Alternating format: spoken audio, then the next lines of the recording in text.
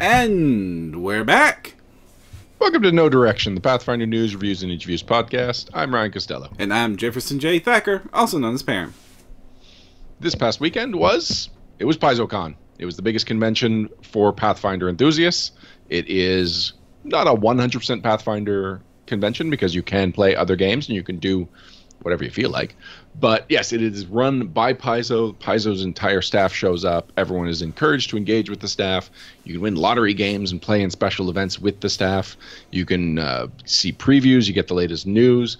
It's basically, if you are a Pathfinder fan, or a step above the average Pathfinder fan, you feel, this is one of the best weekends that you can have. Was it one of the best weekends that you've had, Ryan? It was. I was trying to figure out how many PaizoCons I've gone to, and I think 6 is the answer. There have been 10 in all, and counting the one that Tim Nightingale started.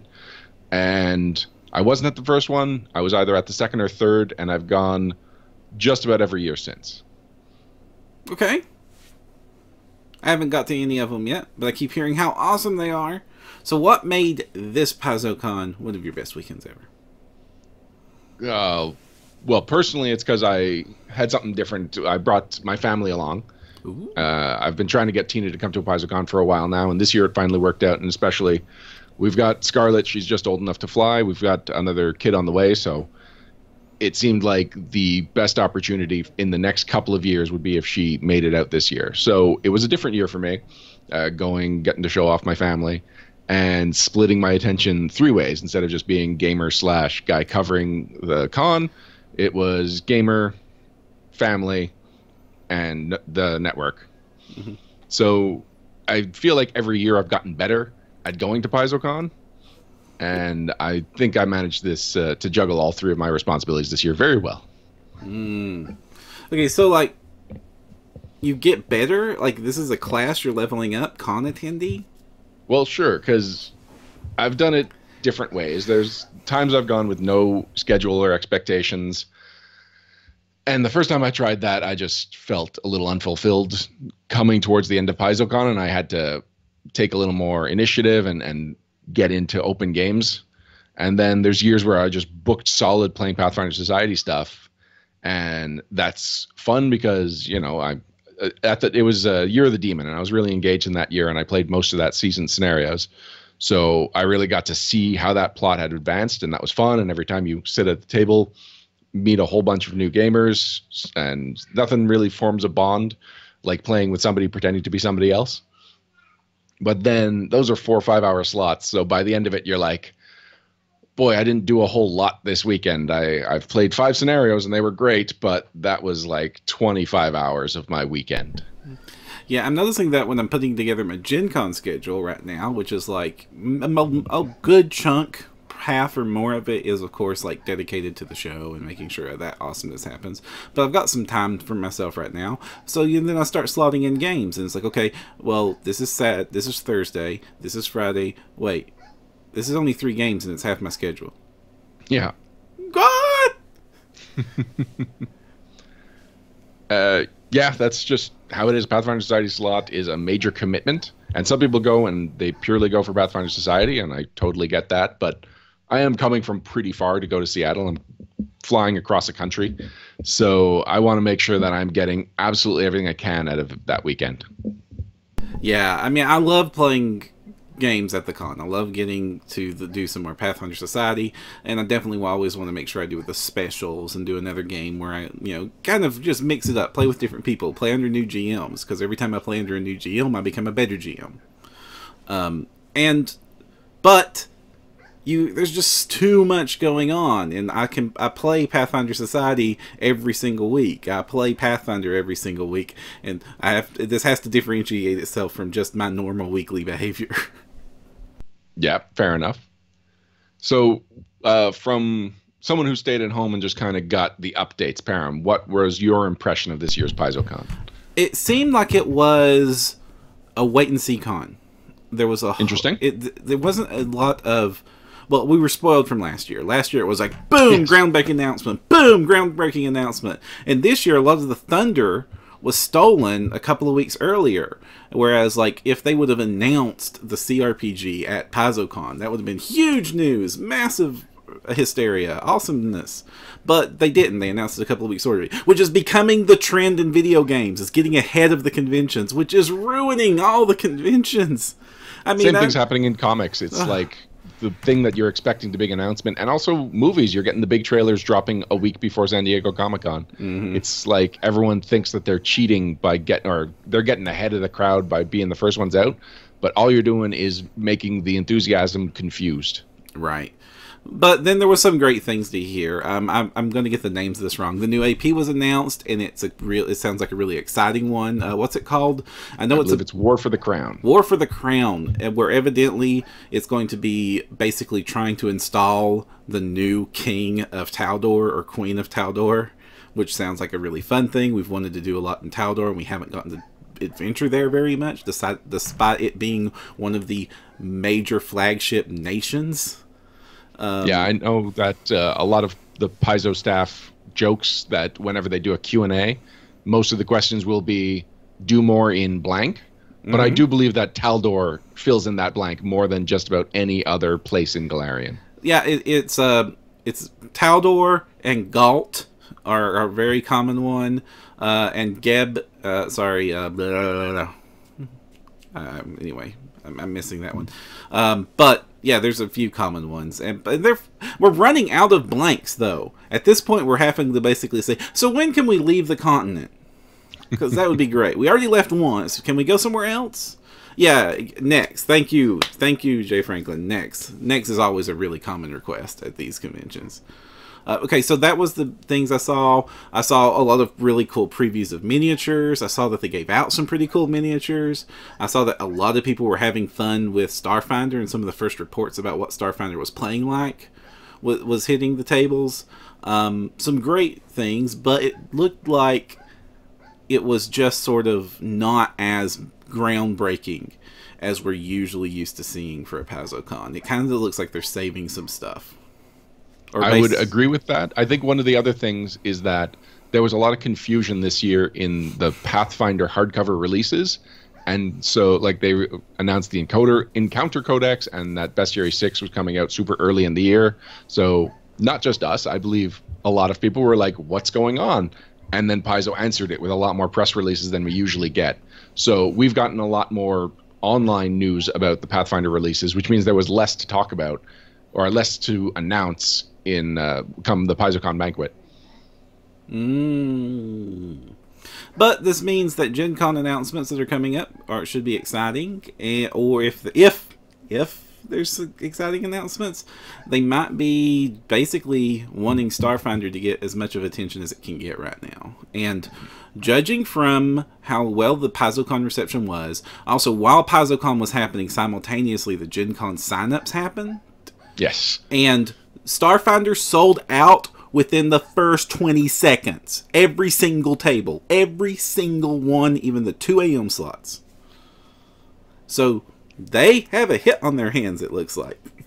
Yeah, there was a lot of people on the Starfinder team that there was a sigh of relief. I don't know why there would be any expectation that Starfinder's not going to be huge, but then again, we don't know how many numbers they've ordered. So maybe they ordered expecting a hit and are worried that it's just going to, or expecting a mega hit and are worried it's only going to be a hit.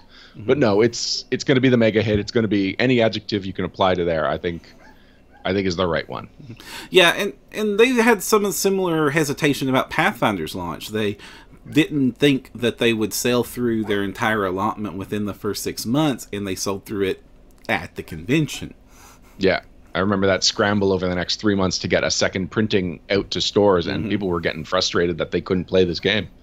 Although they could. The PRD existed right from the launch, I believe. Yeah, it did. And I was amazed at, of course, the thing at the time that was amazing was, wow, they had hundreds of these books at the table, and they sold all of them? It's like, that wasn't a table. That was more hundreds of books, which I'm expecting a similar thing for Starfinder. I mean, this thing is going to absolutely break the bank. I think it's just the right choice for now. Where the industry is at right now, it needs something new. Paizo needs to differentiate itself from Dungeons and Dragons, And this seems to be hitting a lot of the notes that people are looking for. And I know that Paizo are secretly humongous sci-fi fans and Star Wars fans, and this seems to scratch a lot of those same itches. So, Barum, you've mentioned just about everything that I think we should be talking about. So now we just need to figure out an order. I'd like to just cover the little bit more we know about the AP announcement. Okay. And then we can figure out whether we're going to talk about what we learned about Pathfinder products, what we learned about Starfinder, etc. Okay. So, like we said, it's War for the Crown. It's Taldor-centric. Yeah, really, the only thing that I know was announced that we didn't cover was the names of the authors who are working on the books, and that was announced in the AP seminar, which I didn't personally attend. The recorder's there. It was Sunday, so probably don't expect that audio for about a month because I'll be releasing them once a day starting about Monday. So I know that Thirsty is writing Volume 1. Yes. And that's all I know. Yeah. I mean, I don't know the answers to the rest because I wasn't at that seminar. So I'm going to be eagerly listening to the seminars just like all of our listeners are, unless I can, just jack into the FTP like early and just kind of binge them. Do you think that I have a whole bunch of them just posted there waiting to be? I guess you get a couple of days advanced on people, but like I get these out as quickly as I can. I'm going to jack into your Dropbox is what I'm going to do. Oh, you think it's on my Dropbox, do you? Oh, no. Please tell me it's not sitting on the recording devices. No, it's on my PC, but now that you mention it, I probably should have it backed up somewhere. Yeah, please back up the convention. I mean, I had to go to the backups one year for Gen Con, and that was not... That nearly gave me a heart attack. Okay, so let's talk about this. This means major changes to Pathfinder. A lot of the APs do have world-shattering events, but it's usually like the world's about to end and the PCs save it. It usually isn't a massive political change, because even when we did Hell's Rebels, it wasn't the whole of Cheliax that was affected. It was just one town. A pretty important town, but just one town. But this is changing the ruler of one of the 5 major nations of Cheliax. This means killing off a character that has been vital to this game for 9 years now. Yes. Now, yes, it does. They've killed off other major characters. They've killed off the Master of Scrolls. Aramzay, they killed him off in Pathfinder Society.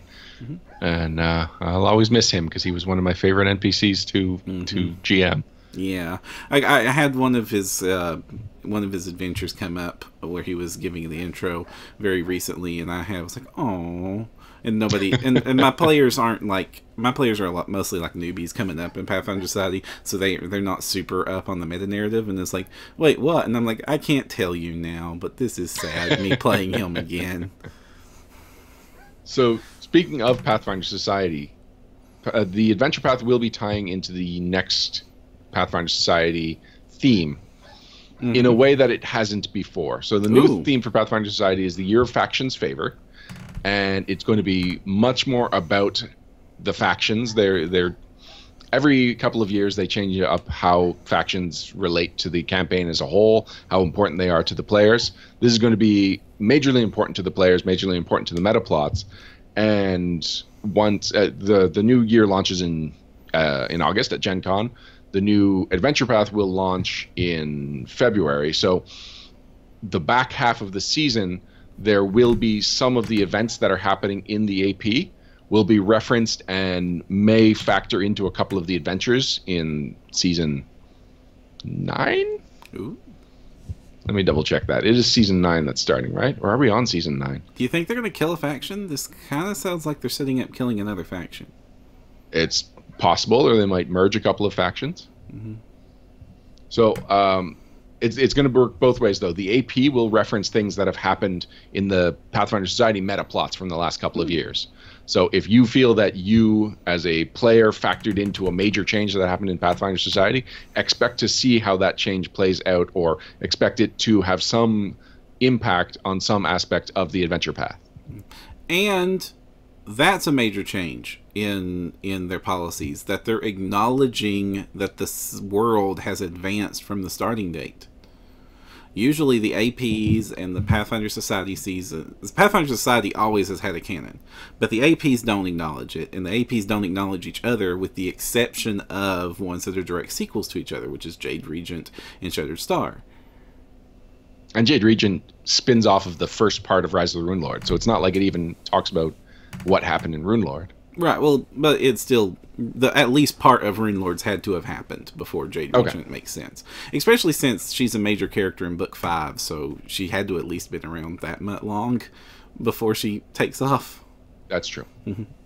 But other than that, where there's like, these are direct sequels to, or direct tie-ins to a previous adventure path, there has not been, like, it's not just has not been, it's been policy to not do that, because they don't want to have the Forgotten Realms syndrome, in which a lot of people, I don't really subscribe to this belief myself, but they believed that nothing the PCs did matter, only thing that mattered was the NPCs and the novels, and etc., etc., which is something that they very much been trying to keep away from. That's why there aren't a lot of super powerful NPCs in Pathfinder. Usually, like, the biggest of the bigs listed in the books are like levels 10, 11, not anywhere near the 20s that PCs can get to.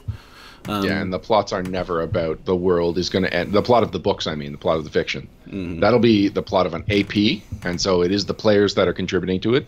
But the fictional characters that we get stories about, we get personal character-based stories. We don't get the stories that Elminster and Drizzt have. The only close exceptions is some of the Radovan books, but those have been going on for like they don't even get to world shattering, but they get bigger than the others. And they did, like, they were involved in the World Wound, but they weren't the ones that closed it. That's the people, the PCs from Wrath of the Righteous are canonically, or however, anyway, it's implied that it's the PCs, the people who played the game, are the ones that get to take credit for that, even if there's a great many parties and Pathfinder groups that have done that. Yeah. And Bard Wannabe is pointing out the other thing is that after Season 5, they did say they weren't going to do this. Yes. Now, I like to reference any of the many interviews we've done with Lisa Stevens, or any of the anti-Lisa story hours, to go back to where they very clearly say they don't promise nevers. Yeah, they've said things like, we've learned that's not as popular, or that there are more complications than we anticipated. So it's been, like, he references that Season 5, which is the Year of the Demon, which directly tied into the Wrath of the Righteous, the one we were just talking about, the World Wound. They didn't say that that's the last time they would do that. It was just like, we're not going to automatically tie the seasons into the Pathfinder Society meta plots anymore, or not, and we're not automatically going to do it anymore. I mean, right. And on top of that, this one, like, it's not like this is the year of the Taldor War. This is the year of factions favors. It's just that some of the scenarios will have references to the current AP. Right. Well, we'll see how that works out. We don't know. We have no way of knowing how all the adventures are going to play out, or how the adventure path is going to play out. No, we do. I talked to Thirsty. He told me that this is on record. Oh. It's not going to be like Year of the Demon or Year of the Sky Key, which were very heavily influenced by the AP. It's going to have some scenarios, possibly some of the scenarios with impact, but only a small number of scenarios. Okay. So there might be an important scenario in the season that will be tied into the AP, but it's not like the majority of the season will be tied into the AP. Mm-hmm. Okay, that makes a little. I'm a little more put at ease, because plans are plans, and then execution is execution.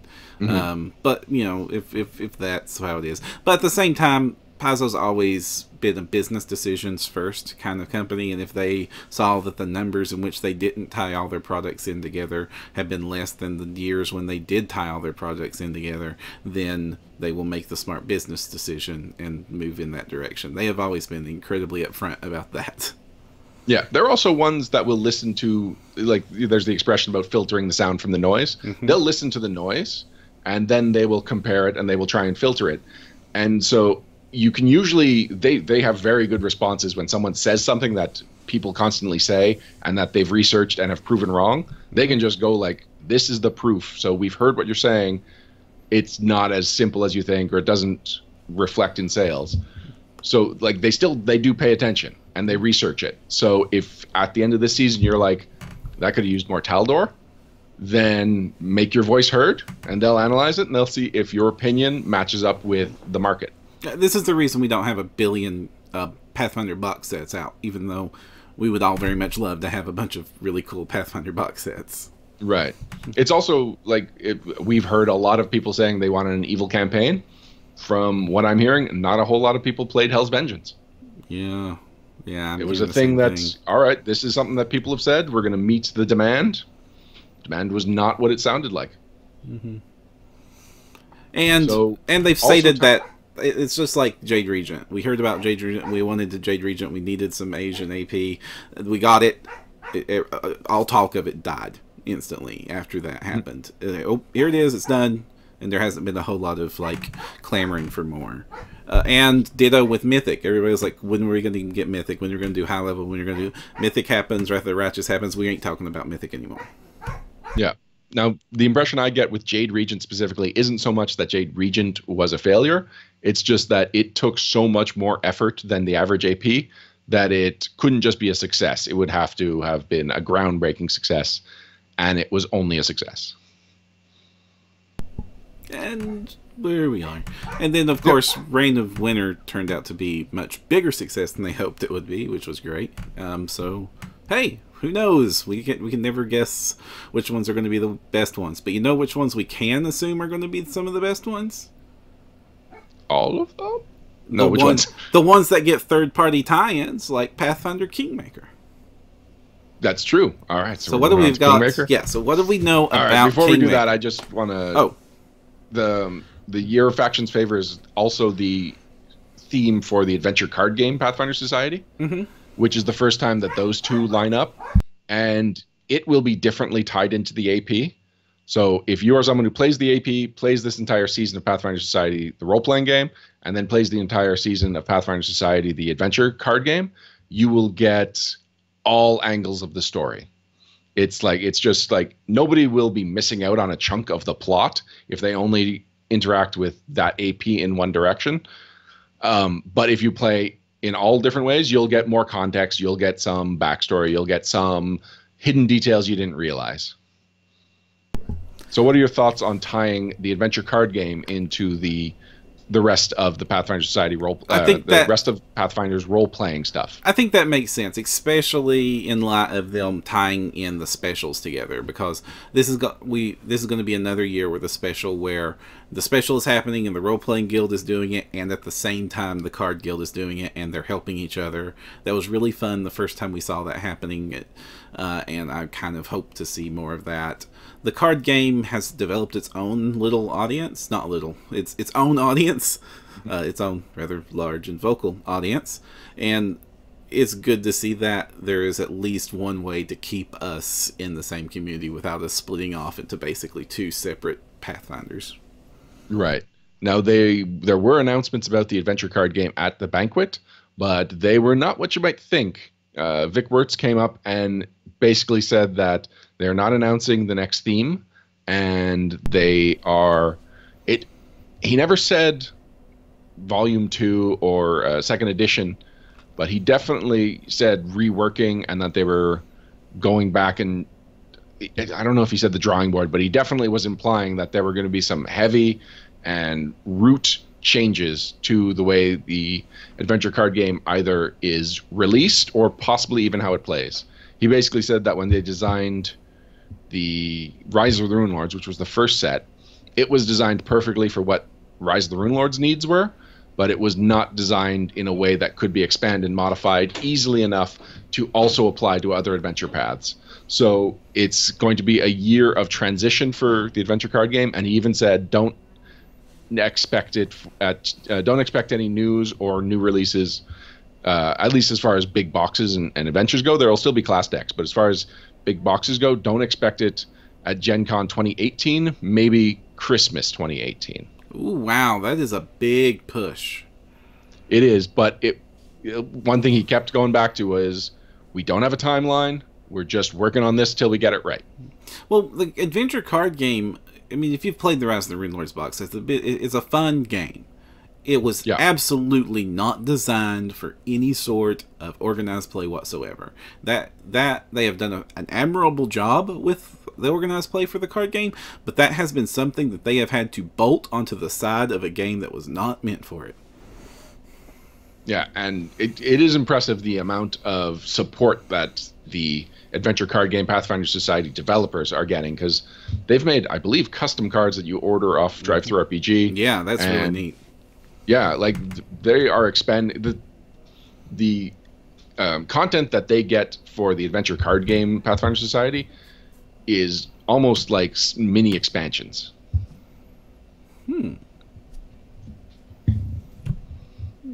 All right, so now we can transition to the news about Pathfinder Adventures, which is the tablet-based version Right.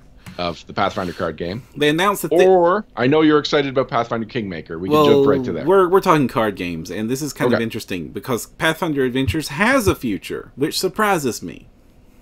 Does it? I mean, I liked it a lot. I played a lot of the Android release of it. I bought out I paid their one-time blood money price and bought the whole thing.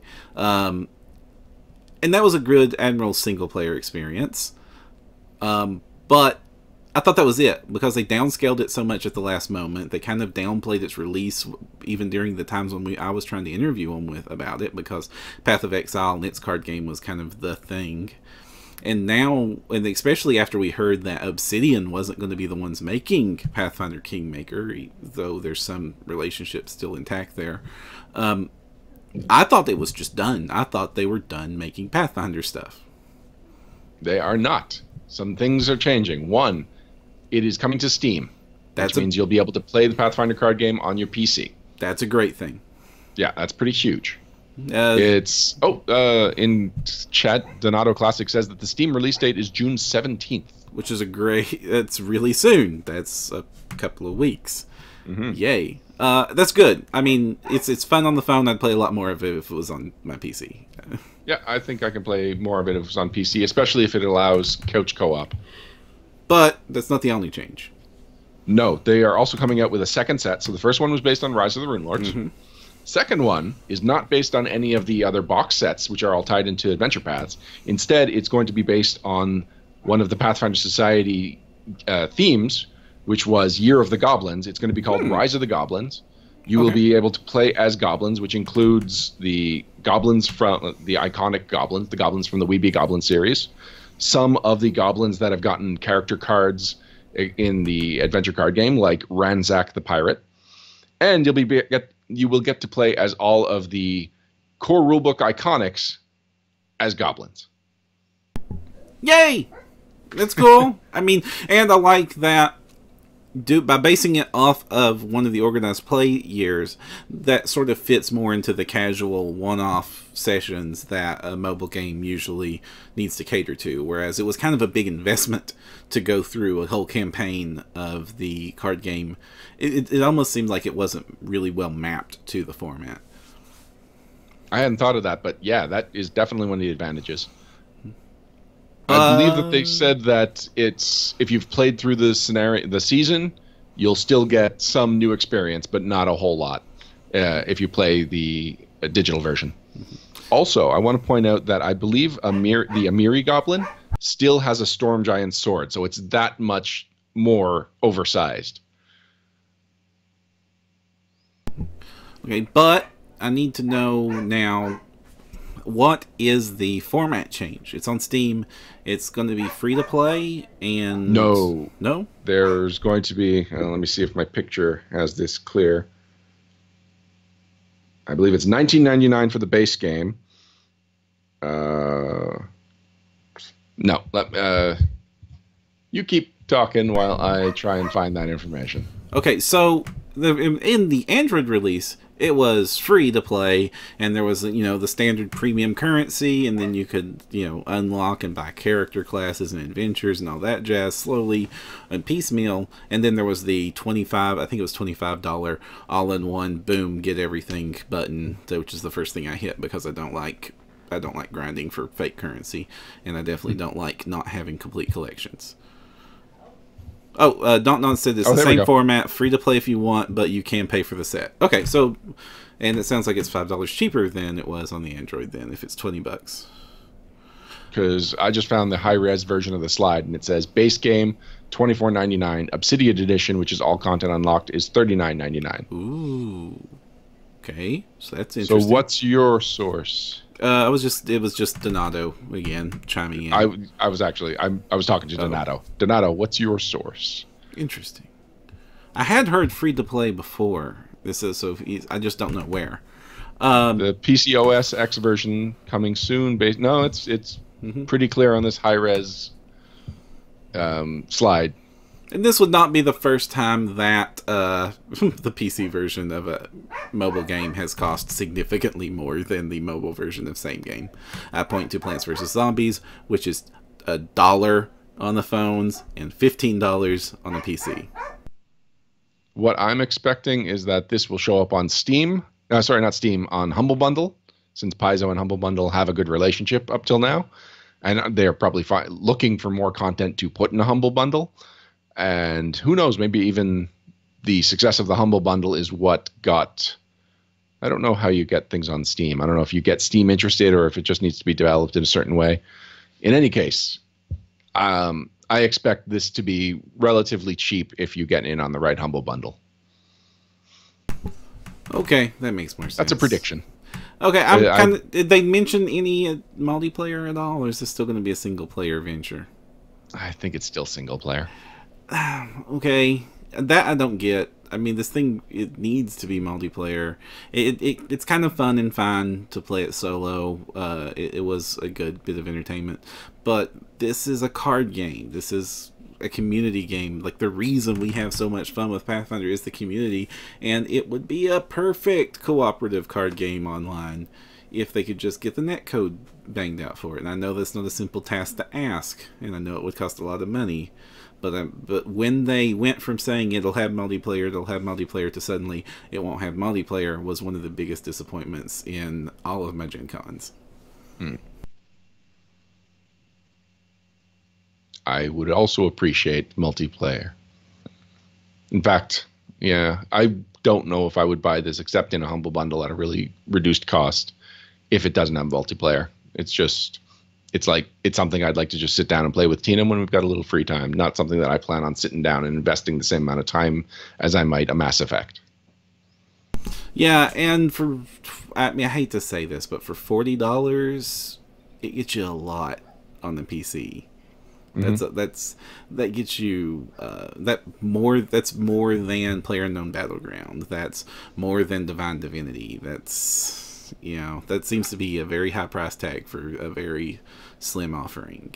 I really like the game, but Donato Classic is in chat, and they're once again saying, because apparently their finger is on the pulse when it comes to the Pathfinder Adventures, says that Obsidian said they've been working towards multiplayer, but they were waiting for Steam's release first.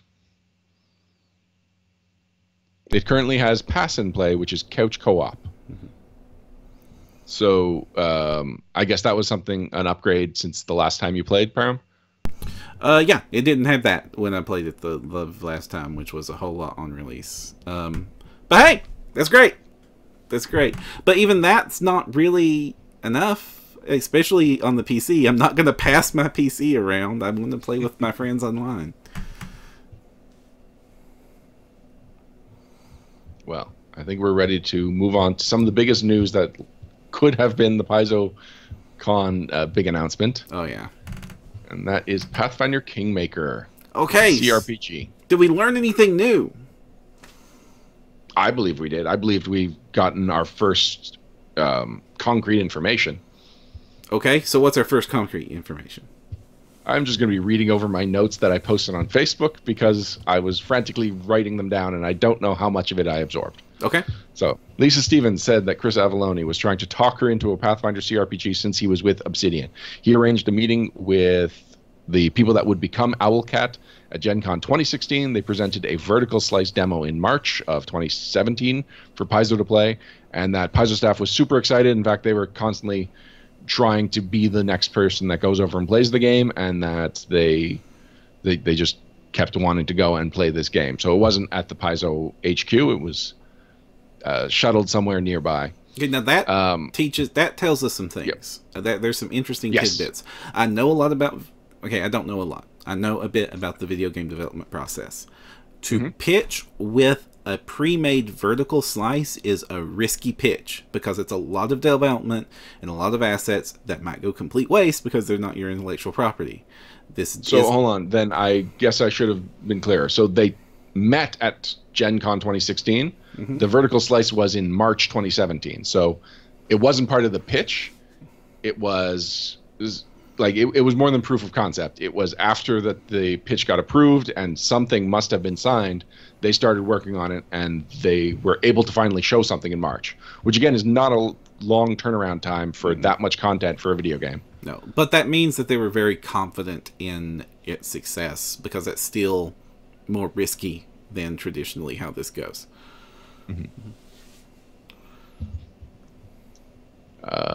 Also, it seems I'm surprised like so strange that she basically describes it like he was twisting her arm to develop this game, because this, more than any of the other video game based stuff that we've seen, this seems like exactly what everyone wants out of a Pathfinder video game. From the very first instance, anybody ever said anything about Pathfinder video games, they were screaming for a Pathfinder version of Baldur's Gate. That's what everybody's been asking for.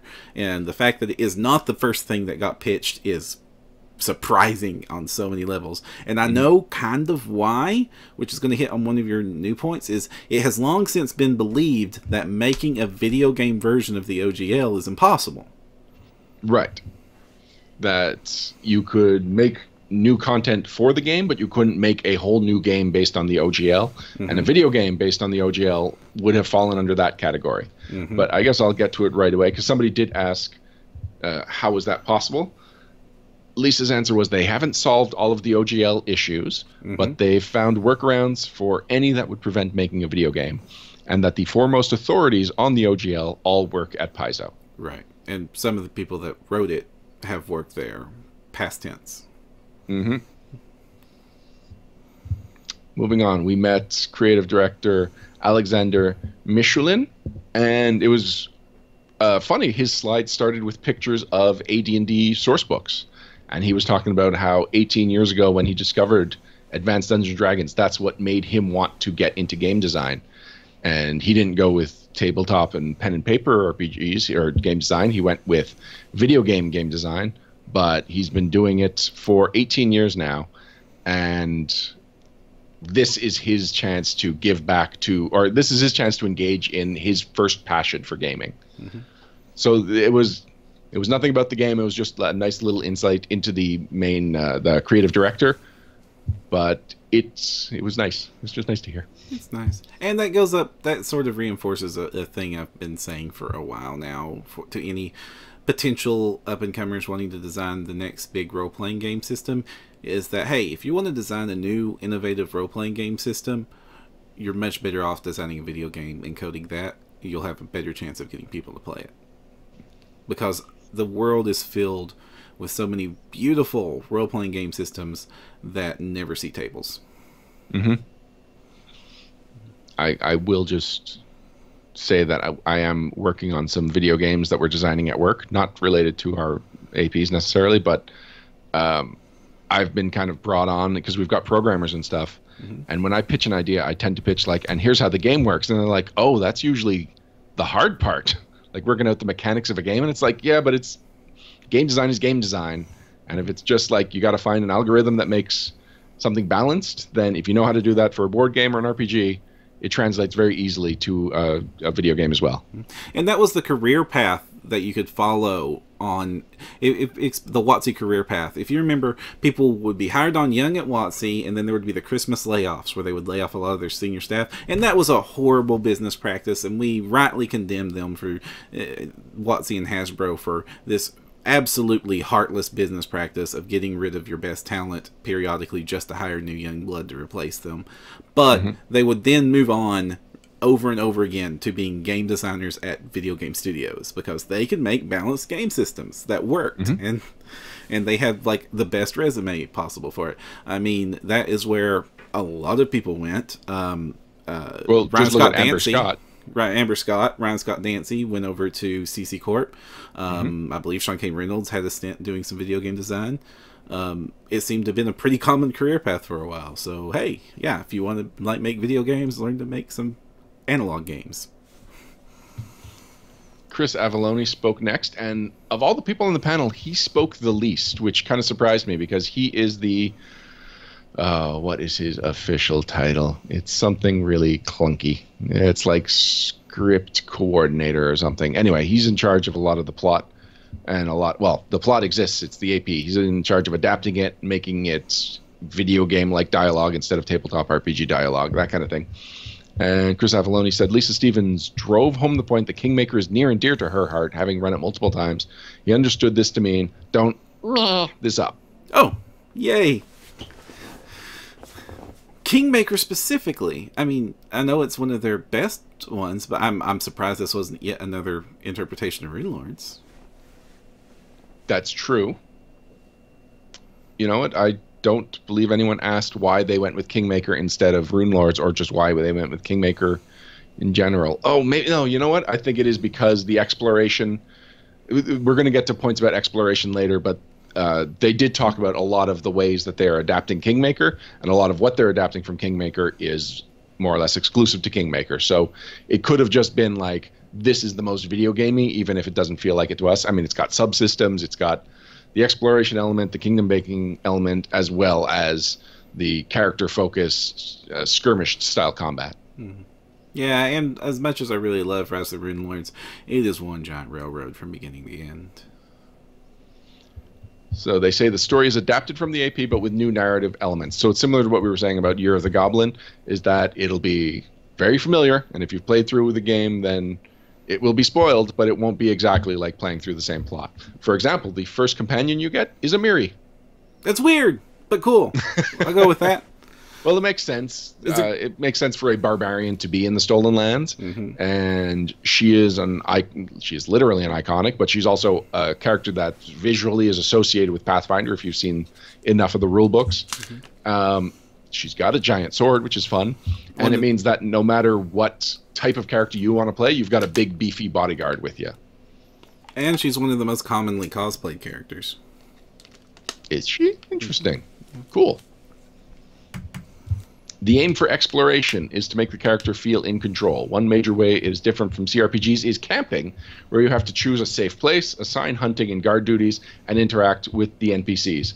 And so this is all very commonplace for people that play role-playing games, because this is realistic things that someone that is adventuring in unknown territory would have to do.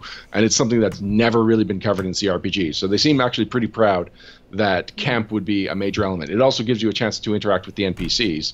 And interacting with your NPCs is also a major selling point of this game. That was a major feature in the first Dragon Age game, actually, was the camp. The camp was very important to the game. But the camp, with few exceptions, you didn't worry about watches or anything like that. So that will be the unique thing here. But the original Baldur's Gate also had a camping mechanic. And it's not completely unique, because even the first Final Fantasies had camping mechanics. But not in I Set Watch or blah, blah, blah.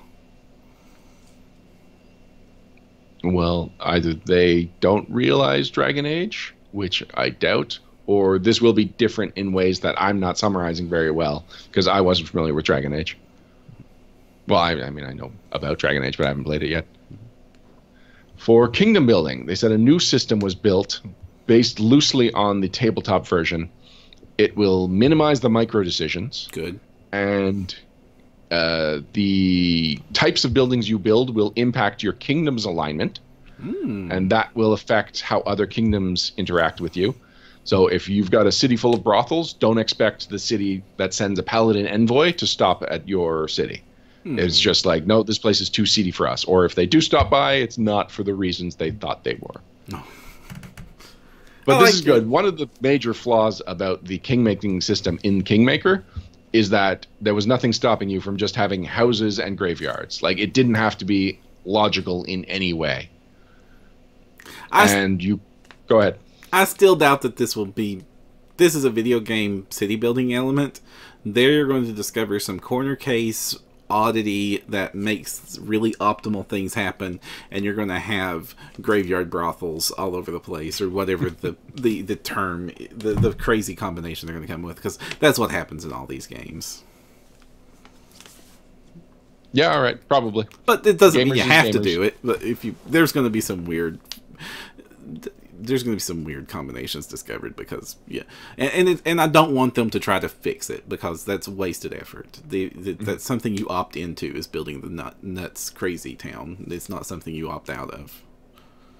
On a character level, your decisions affect your alignment, and your alignment affects how NPCs interact with you, including your party companions, who all have their own agendas. So your decisions do not impact the alignment of your NPCs. They are who they are right from the beginning, and if you're having a positive relationship with them, it's because your alignment matches what theirs already was. Okay. So that's pretty standard for the BioWare formula, but it's one of the things we like a lot about the BioWare formula. Mm-hmm. The last slide before they started taking questions, and this is the one that it's probably the most controversial. No, it's the most controversial one. Pathfinder Kingmaker will be funded via Kickstarter. Gosh, a campaign darn that it! is launching soon, and the hope is to release the game in summer 2018. That is incredibly disappointing. I mean, I understand, but Paizo does not have a lot of positive goodwill towards their video game based Kickstarters. Mm-hmm. Their others have gone good. Their bundles have gone great. The company has a lot of great karma, but Pathfinder Online is an open wound. I know that they don't like to say it's dead. It's probably not dead. They're admirably keeping that thing going when any other company would have already cut it loose. So there were 2 demo rooms for video games at PaizoCon. One of them was for Pathfinder Online, which was always empty except for the 2 Paizo employees that were there. And I just happened to drop by and played my first session of Pathfinder Online. And yeah, it was clunky, and it was not what I wanted. And it was just, why does it continue to exist? It had a whole section of the banquet, and it got polite applause drowned out by awkward silence. It's just, anyway, it still continues to exist, and as long as they don't put this behind them, yes, their Kickstarter reputation will continue to be subpar. Right. If this Kickstarter does not become a wild success, I don't think they should ever do another one. Well, here's the bright side. I played the demo for Pathfinder Kingmaker, which was that vertical slice that they talked about, which is essentially all of Book 2. So you show up and you're already in the plot. There's already a kingdom established, and you get a message saying like, hey, you can go explore this part. And the people that were watching me play through, they were like, if you want to, do this. If you don't want to, if you just want to explore your kingdom, if you want to talk to all of the NPCs, you can do that right now. But the most active thing you could be doing for this demo right now is going on that adventure. So I went on that adventure, and then I found a new location on the way, and I chose between exploring this new location or continuing on to the adventure. Like, it was just constantly things were happening, and then I decided to explore the new location. I needed to help some gnomes that were ambushed by kobolds, and their wagon was falling off a waterfall. So after dealing with the kobolds, I had to explore this location to find something to help them pull, because my party wasn't strong. Like, there was just so many active things happening, and the way I could control the party, and there was a lot of micromanaging of the party, and when I was getting a little overwhelmed by that, I could just switch it to NPCs are automated, and I'm only controlling my own character. And everything felt like the way Pathfinder does. Because I'm familiar with Pathfinder, I just saw what an option was. It's like, I know what that spell is, so I know what I'm expected to do with it. I know approximately what the range is and everything. It felt very Pathfinder. Like, were you casting... It was fun. Were you casting magic missiles and fireballs? I cast Scorching Ray. And it was called Scorching Ray, and it did Scorching Ray Ray damage. It made a touch attack. Yes. Well, ranged. A ranged touch attack. So the math is automated, right, but there is a little thing on the side indicating whether you hit or miss, and a description of the damage. So it doesn't say a numerical value, but it does say, like, you know, a major blow is hit or something. Yeah. Okay, I am much more relaxed about, now that you've actually touched a working thing, that looks like you had fun. Did you have fun? I did. So I only played it for about 10 minutes because it was on the last day I finally found some time to go and play. But like I felt like I could have played that for hours. Just this vertical slice, just 1/6 of the game. It felt like there was that much content. I could have leveled up players. At one point, I was nearly taken down by some wolves, so I could have explored the camping mechanic. Yeah, I enjoyed it quite a bit. Okay, it sounds like a great time. Oh, and I also it's before I went on this adventure, an NPC was brought towards me, and then we had an interaction. And when I would choose an answer, then it would say like, "Your alignment moves a step closer to lawful. Your alignment moves a step closer to chaotic neutral." Like the things I was choosing, it was immediately telling me what this was doing, and it didn't say like you're now lawful. It was just like, well, that was a lawful choice. Just be aware if you didn't want to be lawful, well, you shouldn't have made that choice. This sounds a lot like Baldur's Gate, because this is all things Baldur's Gate did, which is great because that's what we want. That's what we want. That's what we want. Now, I'm through a few more of the points. Okay. They said mass combat will only be in the game if Kickstarter campaign spectacularly overfunds because it requires many original assets. I will not miss that. It says you can use any core rulebook race and any core rulebook class, plus the Alchemist and Inquisitor. One peculiar thing is that the slide had a class listed as the Warlock, and the Sorcerer was nowhere to be found. I don't know why that change was there, but I suspect that the Warlock is the Sorcerer. Interesting. Oh, apparently the demo had an Arcane Trickster? That's what Donato was saying. Okay. All right. It'd be really I'm sure there was at least a maybe. couple more points that maybe I didn't transcribe. So one thing that really interested me was that there were different modes. So, wow, how did I not write this down? Okay, so there was the basic mode, which was... all right, well, I just remember there was Iron Man mode, which has only one save.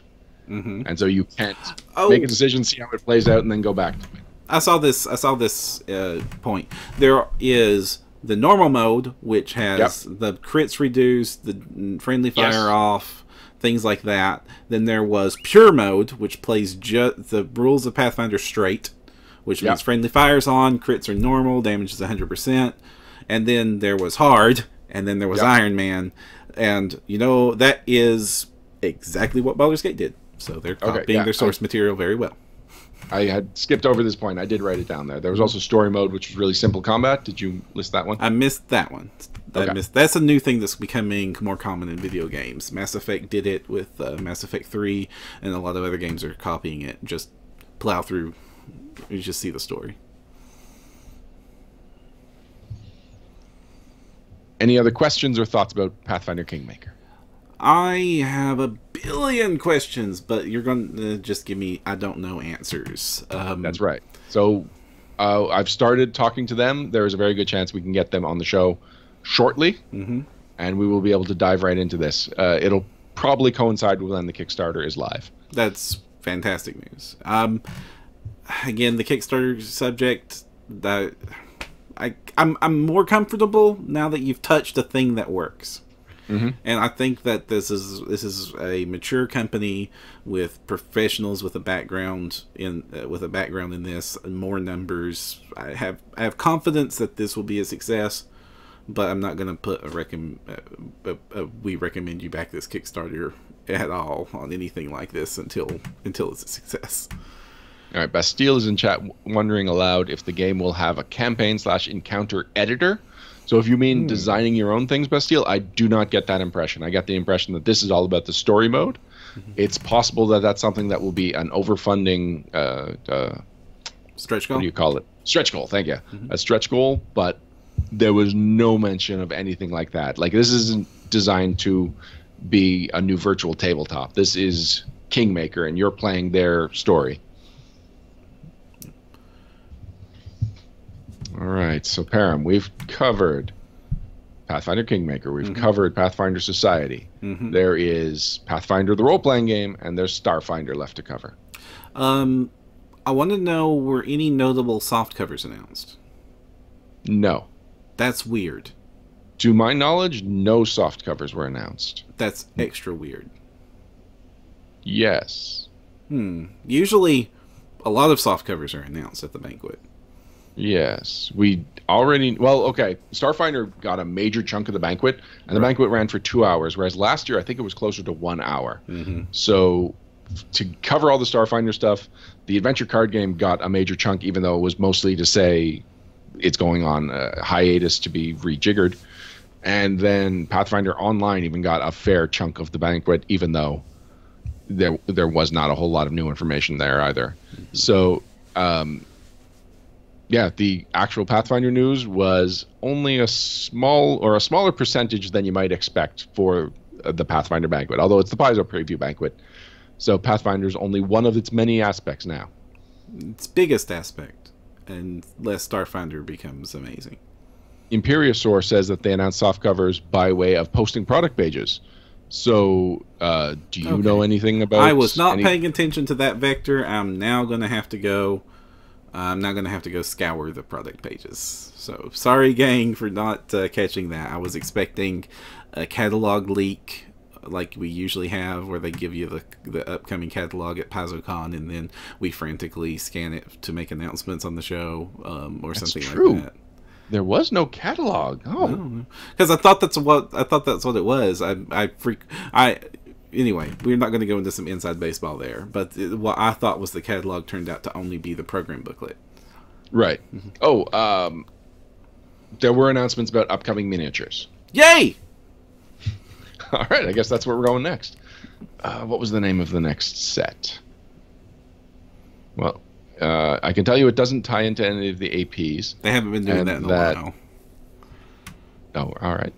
I thought they were kind of alternating.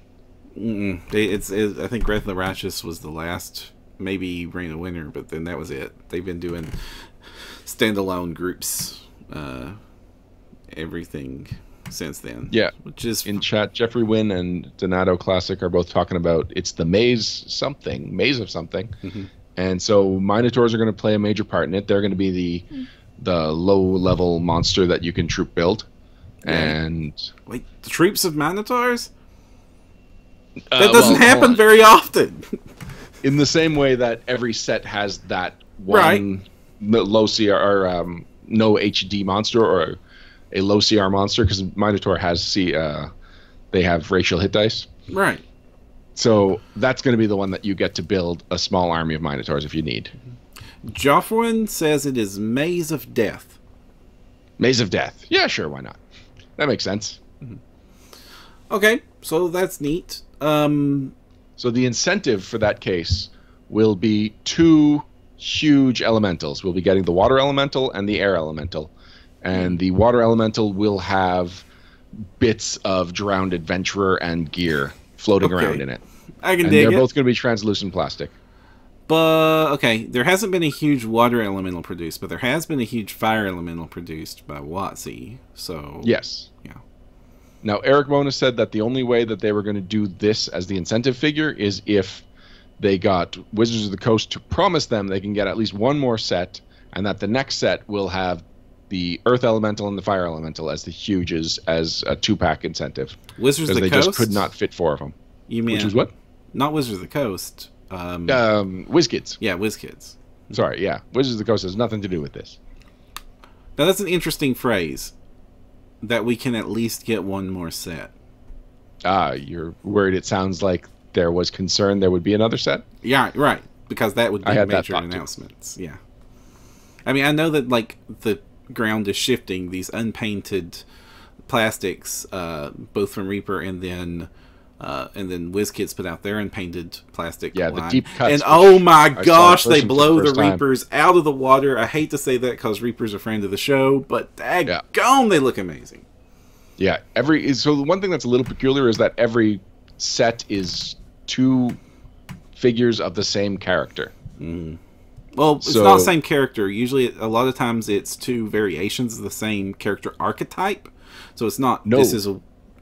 No, it's Sejan and Sejan. It's Valeros and Valeros. It's Seoni and Seoni. They're in different poses, and for the Iconics, they're in 2 versions. They're in their mythic outfit and their traditional outfit, but it's the exact same character twice.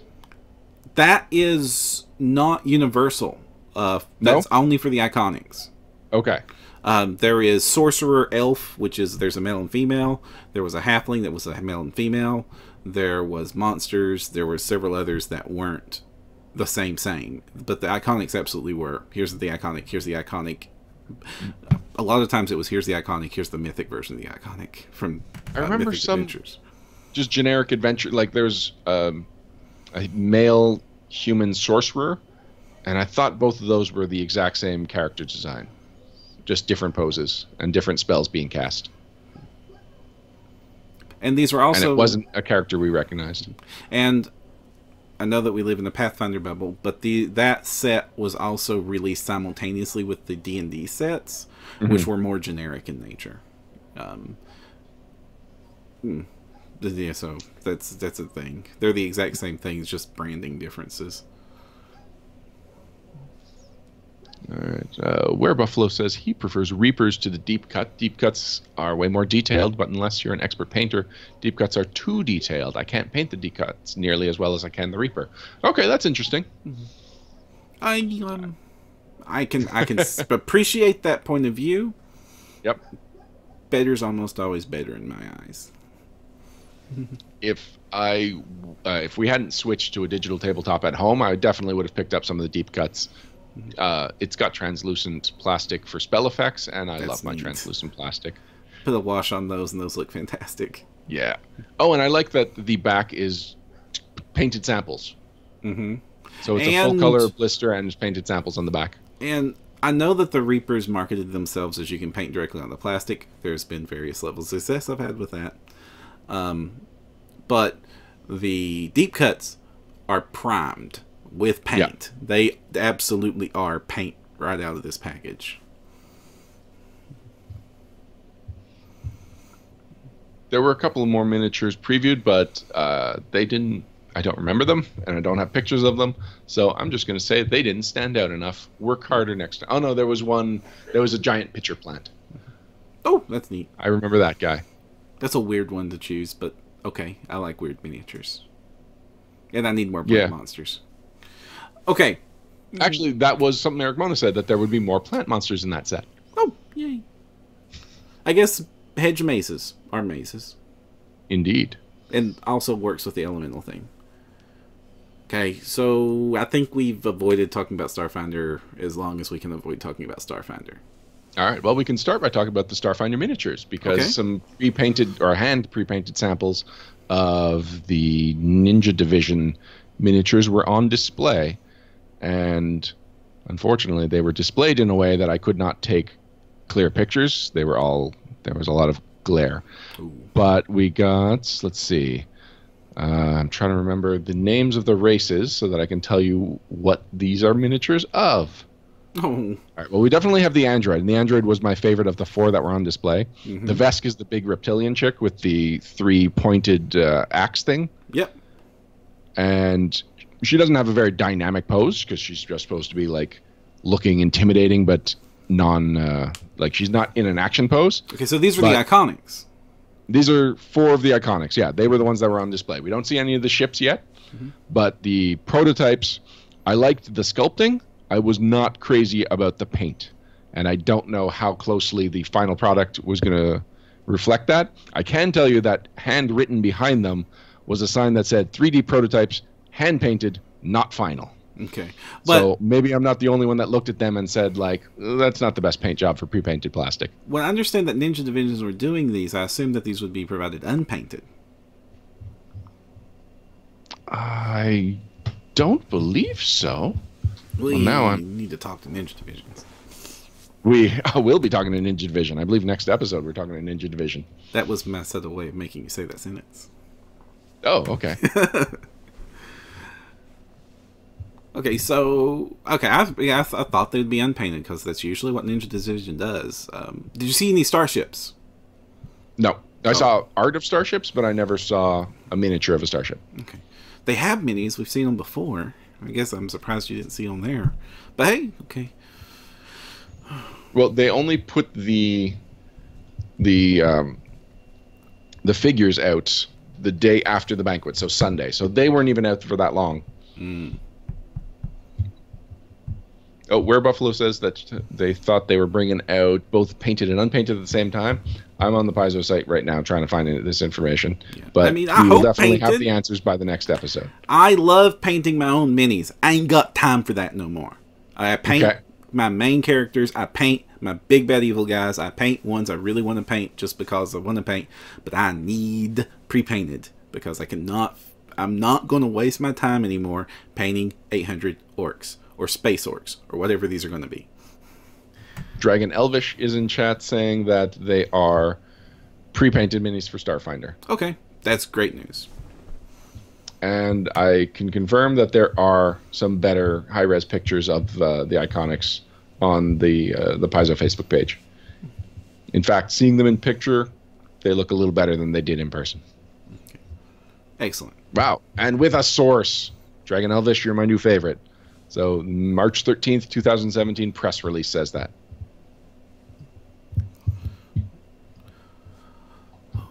So now we're going to have minis. They've already announced the pawn sets. Did you see any pawns? So the pawns were displayed in two ways. One, the sealed package was inside the container. They never opened it. But the demos, as of Sunday, the delves rather, were Starfinder delves. And those used Starfinder pawns. And it used what I believe were exclusive goblins. They didn't look super tricked out space goblins like a lot of the goblin preview art we've seen for Starfinder, but they were definitely goblins I've never seen before, and they were the Iconics. So iconic space goblins? No, and the iconic regular characters that players were playing while they were fighting these goblins in the caves. Okay, that makes more sense. So I'm not sure. I believe there are starships included in the pawn set. I didn't see any of those. I only saw the character scale ones, and they're pretty much exactly what you'd expect. It's the art that we've seen on the pawns, the pawn cardboard that we've seen from the Pathfinder pawns. It's completely compatible. Now, the pawns for the spaceships will be really interesting to see how they handle those, because the Pathfinder pawns work very well because Pathfinder doesn't have facing, and it does, and I'm assuming does Starfinder have facing in the ground combat?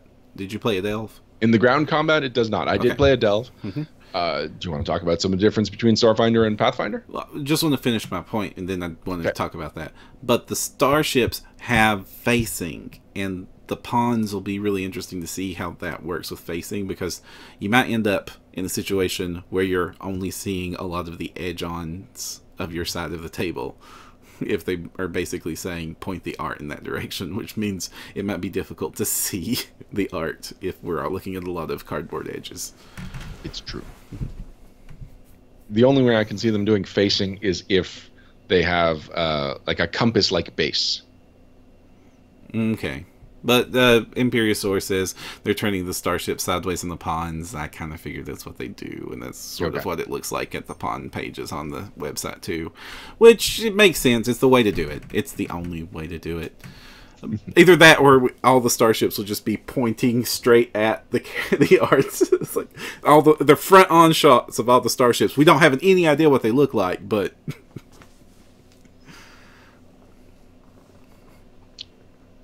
You played the delve. Tell me about the delve. I played the delve.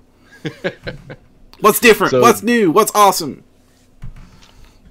Different. You've got 3 types of hit points. Ooh. So you've got your stamina points, your hit points, and then I forget what the last statistic was called, but it was a low number.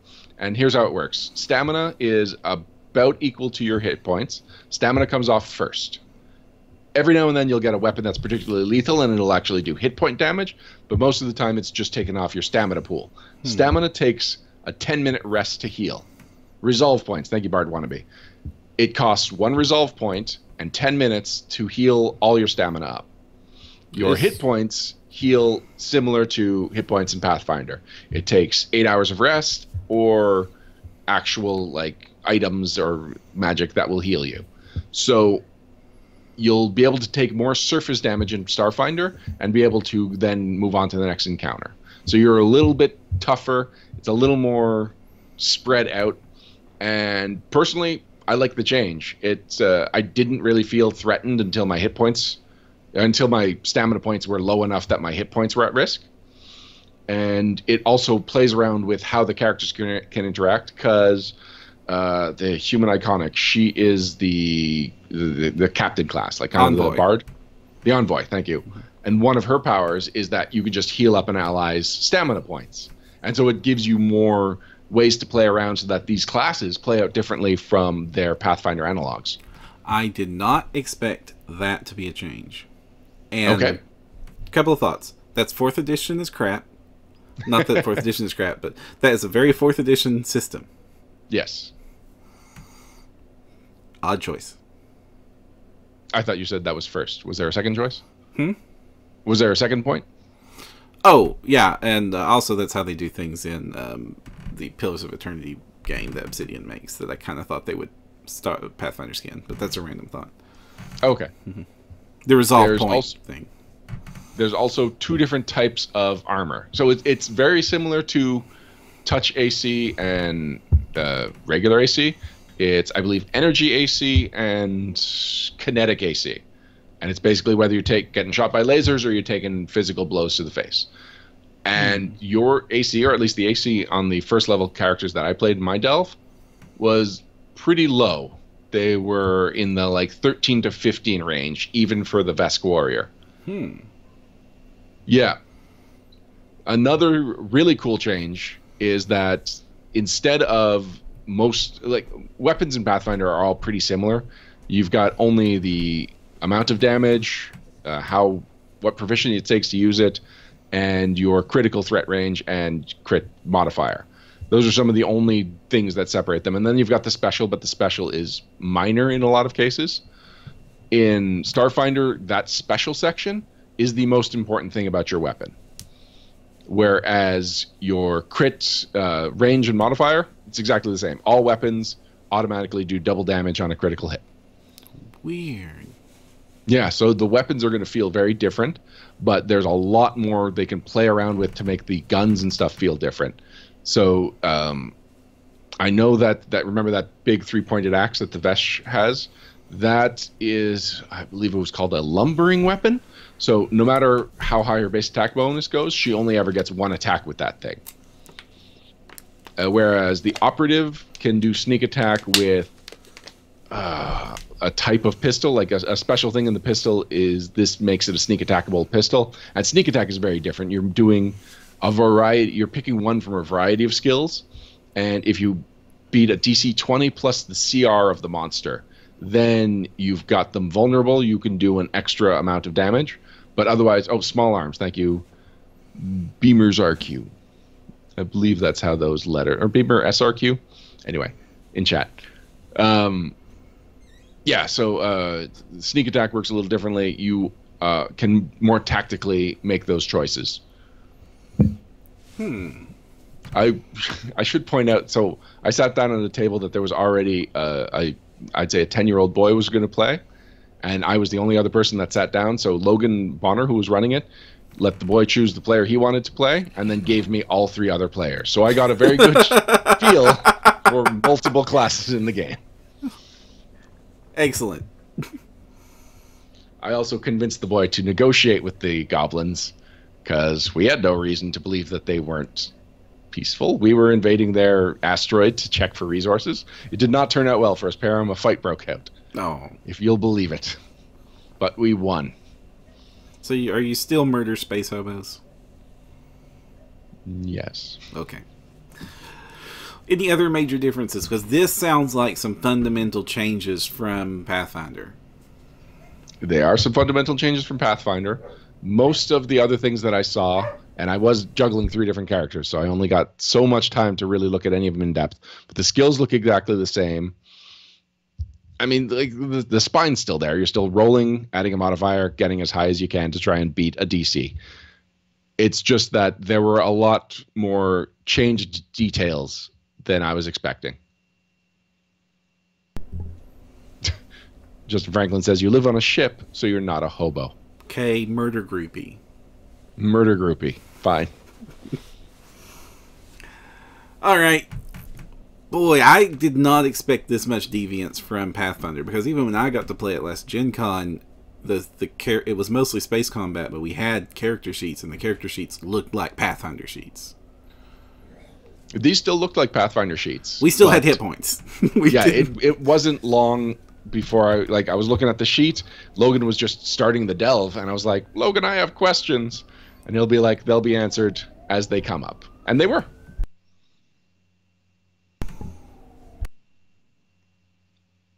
So having played Starfinder now, even though it was just a 10-minute delve where we wiped the floor with some goblins, I'm a little more excited for it.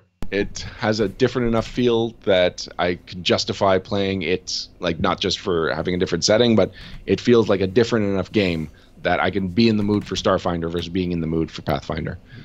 Now, exactly how I'm going to balance playing 2 role-playing games, I'm not sure yet, but I am now thinking about that.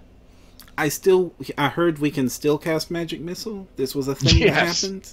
Yes, this was mentioned at the banquet. Got a round of applause. Not entirely sure why. Apparently some people really want to play a game where they get to do something they could already do in a game they already play. I think it's mainly this still has roots in our D&D. I think that's what that goes. There is still some amount of Dungeons and Dragons in this game. Bard Wannabe brings up an important point. There's no -4 for shooting into melee, so cover still matters, but it's a lot easier to do stuff at ranged because most of your weapons will be guns. Right. It is a ray gun based game with some melee options. And Pathfinder's default setting is rifling doesn't exist. Much less so all range shots are just like wobbly. Have you ever seen an arrow actually fired? It doesn't go straight. That sucker wobbles like a hot dog. Mm. And like on the field of battle, you're more likely to try and arc your arrow than shoot straight at your target.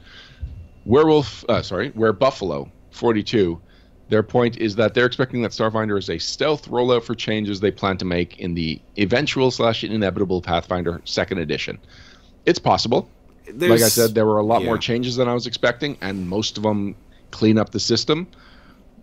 But Pathfinder 2nd edition has been a rumor for 5 years, and no matter how often Paizo staff is like, no, that's not in the works, that's not what we're planning on, that's not how we plan on developing the game, it'll be years before we consider that option.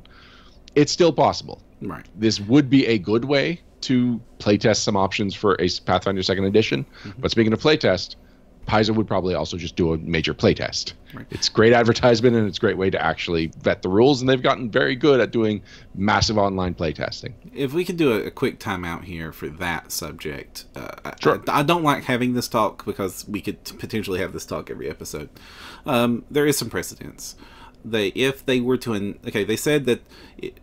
said like this was a joke, but they said, when would we do 2.0? About 11 years from now. If they announced it at Gen Con and it came out next Gen Con, it'd be 11 years. It's true. When every time there's been a major release of D&D, since the WotC crew has been involved, which is the crew that this has a background in, there's always been a sci-fi game that came slightly before it with those rules. You had Alternity, which was a 3rd edition. Was a preview to 3rd edition. Was Alternity that much like 3rd edition? Yeah, absolutely. You then had the Star Wars games, which were previews to 4th edition, irrespectively. Yeah, Saga edition. Yeah, there was no preview to 5th edition because 5th edition... Well, 5th edition has a very special origin story, which, it's a great game. Actually, I really love playing 5th edition. I'm not going to bash on 5th edition. That team did a great job making a new version of D&D.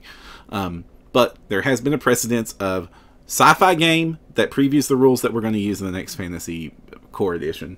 And the timing lines up. That said, there's no official word. They're not going to say that until they are ready to say that. Things like that.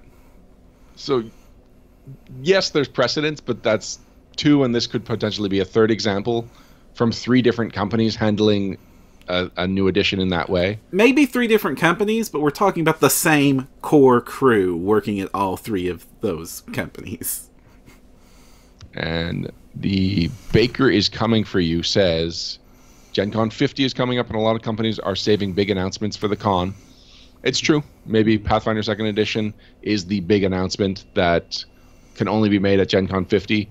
We've seen a lot of changes to the release schedule this year, so it's like things that were, you can call them sacred cows, I guess, but things that were reliable to how Paizo was doing things have changed, and we don't know a whole lot of long-term plans for the Pathfinder line. We know the adventure paths, but the soft covers, there was no mention. The hardcovers we only know this year, and 2 of the hardcovers we're getting this year they reprint a lot of content. Mm-hmm. So and that's another sign, because that's some things that also happen shortly before edition announcements. That said, I'm not expecting it. I won't be surprised if I see it. I'm not really banking on it, and there's only so much that can be said here. Right. Of all the times that people wildly speculated if a second edition is coming, yes, it is starting to feel a little more time appropriate. But on the other hand, everything that we're saying could just be how Paizo is changing up how they're doing things. Mm-hmm. Yeah, because things are always done the way they've always been done until somebody does it different. Yeah. All right. What else would you like to know about the banquet, the announcements about Starfinder and the banquet? Yes. I do have some more specific questions before we get there. Go for it. Software support. Hero Lab, yes. Sirenscape, yes. Sirenscape, yes. Mm-hmm. Hero Lab was at the con, but I don't remember there being specific confirmation that Hero Lab was going to be supporting it. Didn't on our previous interview they said Hero Lab would be at the con for Starfinder for Gen Con to create characters? Maybe. I thought that's I'm trying to remember my own interview with Thirsty, but I think that was a phrase that was said. So okay. I'm kind of expecting that. Any other major Fantasy Grounds? Any of the other Fantasy Grounds? We're getting something for Pathfinder. Mm-hmm. There was a section of the banquet that was dedicated to a Fantasy Grounds video. It was not a good video. It did not give information. It was mostly, imagine if you just won at Solitaire, and instead of cards shuffling out, it was screenshots from Fantasy Grounds that give you a little bit of an idea of what you can do with Fantasy Grounds, but mostly it's just a lot of stuff going on the screen and an absolutely painful soundtrack. I cannot stress this enough. I have never seen such a aggravating, annoying part of a Paizo banquet. People will get to see it because I might be releasing the preview banquet tonight. But yeah, it was no clear information was given from that section, and it was 2 minutes or 5 minutes or however long it was that I just wish did not happen. Okay. But there were no pictures of Starfinder in all of that, graphical noise that I can remember. Okay. Well, it looks like it's going to be. We don't know. There's lots of con babies that happen, and then fizzle out to nothing. But it looks like it could be a hit, and it would make sense for their software partners to jump on board on this. So I kind of expect the usual players to be the usual players again. And daggone it, I want character creation software. Please, somebody at least make that. I'm almost positive that we will get the Hero Lab stuff, and it's possibly already been confirmed. I just don't remember anything specific about it at the con. It's possible already been confirmed on our show. Pyramid's gotten to the point that I don't know what we've talked about at this point. I know. I have so much Pathfinder information in my brain. We have been doing this too long, people. All right. No Direction 2nd edition coming 2018. We already did a 2nd edition. The look, we are the the logo. 2nd edition. There was a Kickstarter. All kinds of things like that happened. 3rd? I mean, are we doing like skills and tactics? I mean, we're not doing anything. So I don't want people to take this side joke too seriously. Okay. There's some comments in chat. Mostly they're talking about Pathfinder 2nd Edition. Alex Agunas, our own Alex Agunas, says most PFS books are 258. The CRB is 560. He's talking about how it would be crazy to do a new edition so soon after doing a new game. I agree.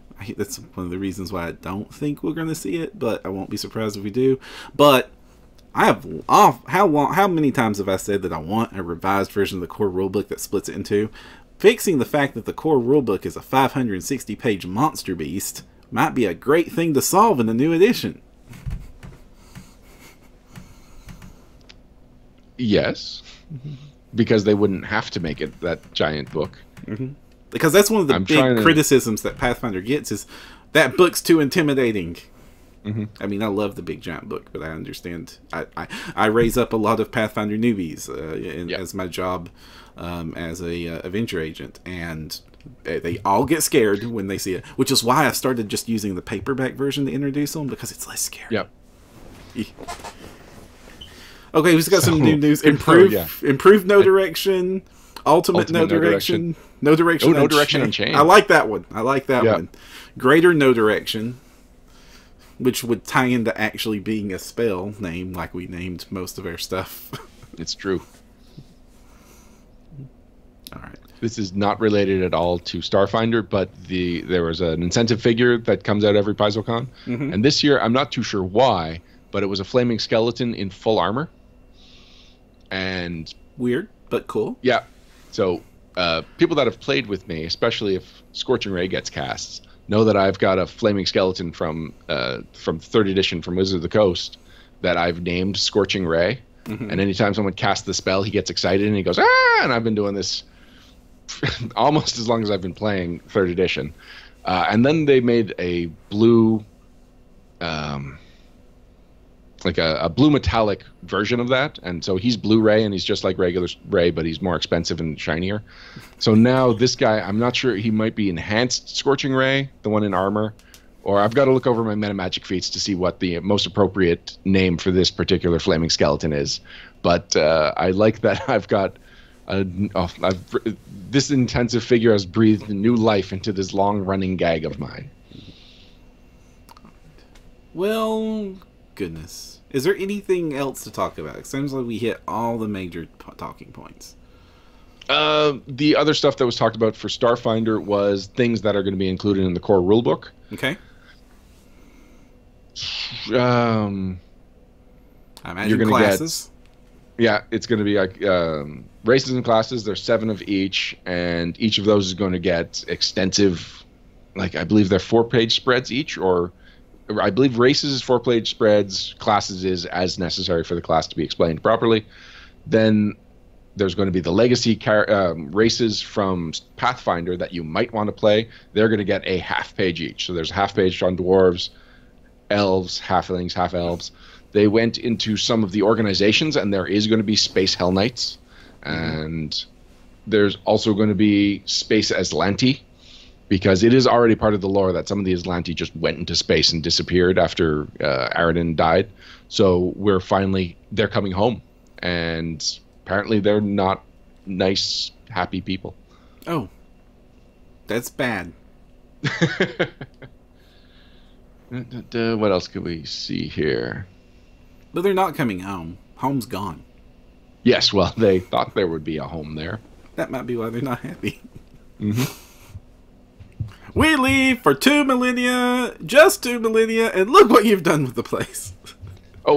Themes is going to be an interesting thing. So there's going to be a third aspect to your characters. You're going to have your race, your class, and your theme will give you a modifier to your stats. So the one that was on display was the Ace Pilot, and you get +1 Dex if you're an Ace Pilot.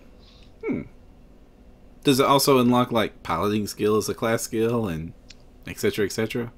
There was a whole bunch of information on that slide. The only thing that was clear was +1 to Dex. Okay, good. That I like that, because a Starfinder character needs to basically be 2 characters. It needs to be the character you are on the ground and the character you are when we're playing Star Trek.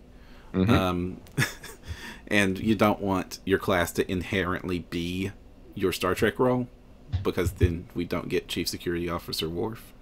Right. All right. So, Param, I believe that's covers Starfinder. The only news left is what little news we got about Pathfinder, which was mostly about Ultimate Wilderness. And I said that that there are 2 hardcovers that are coming out this year that are mostly reprinted content. This is some of the most original content that's coming out for the Pathfinder role-playing game this year, which is probably why they went all out explaining what to expect from this book. Yeah, some of the points I kind of burst some bubbles when I saw you. There's evidently no permanent shifty form for the shifter, which What do you mean by a permanent shifting form? there's no the shifter's supposed to turn into animals. That's its thing. That's No, it gains aspects of right, animals. and it gets claw attacks and all Yes. that goodness.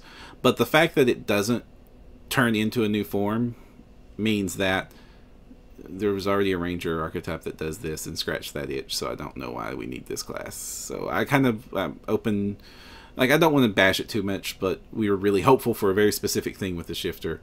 It sounds like this isn't that very specific thing, and so I'm kind of hopeful it's still good. I'll need to refrain judgment until I see it, but those were not the answers I was hoping to hear, especially when we got very excited that it was announced, because it's the one archetype that the game still, it's one of the few archetypes that you just cannot build in the game reliably. Interesting.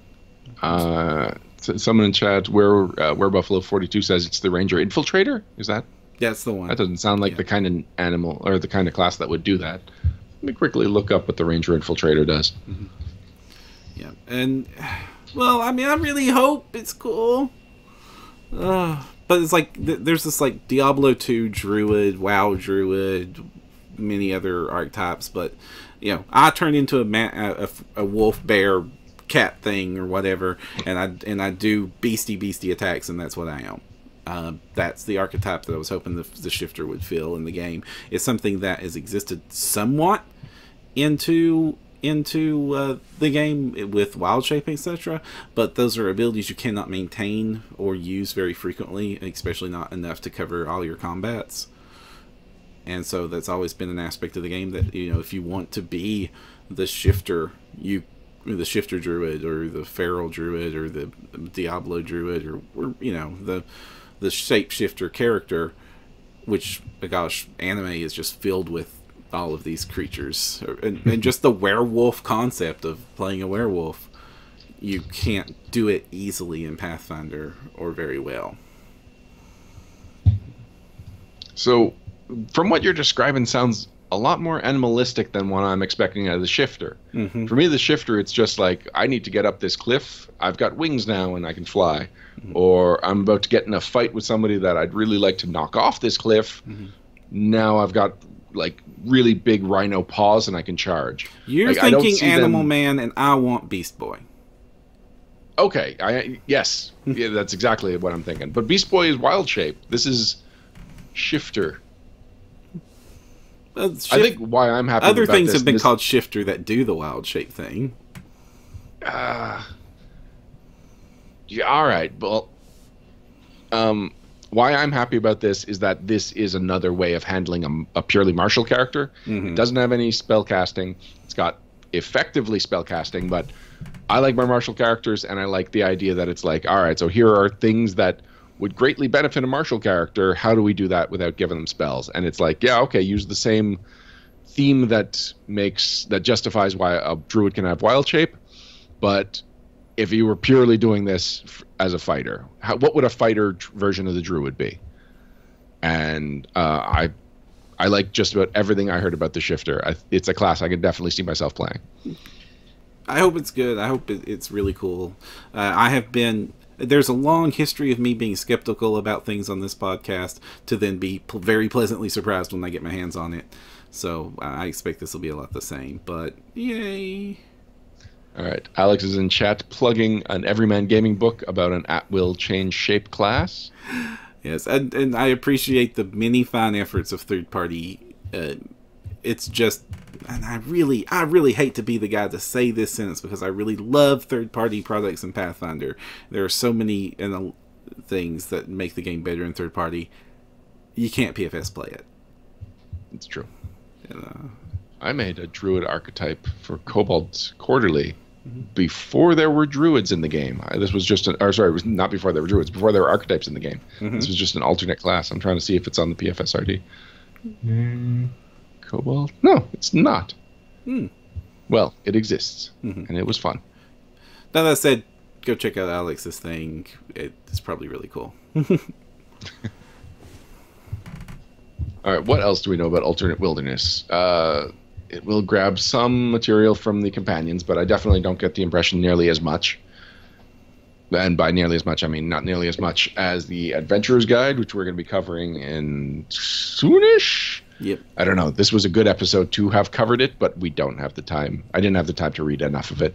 We've only done one organization in the introduction. And it's not like we had, all that spare space in this episode to talk about a hardcover release and then cover the entirety of PaizoCon. Yeah, and the original plan was to have Luis on too, so it would be an extra person giving their perspective on the con.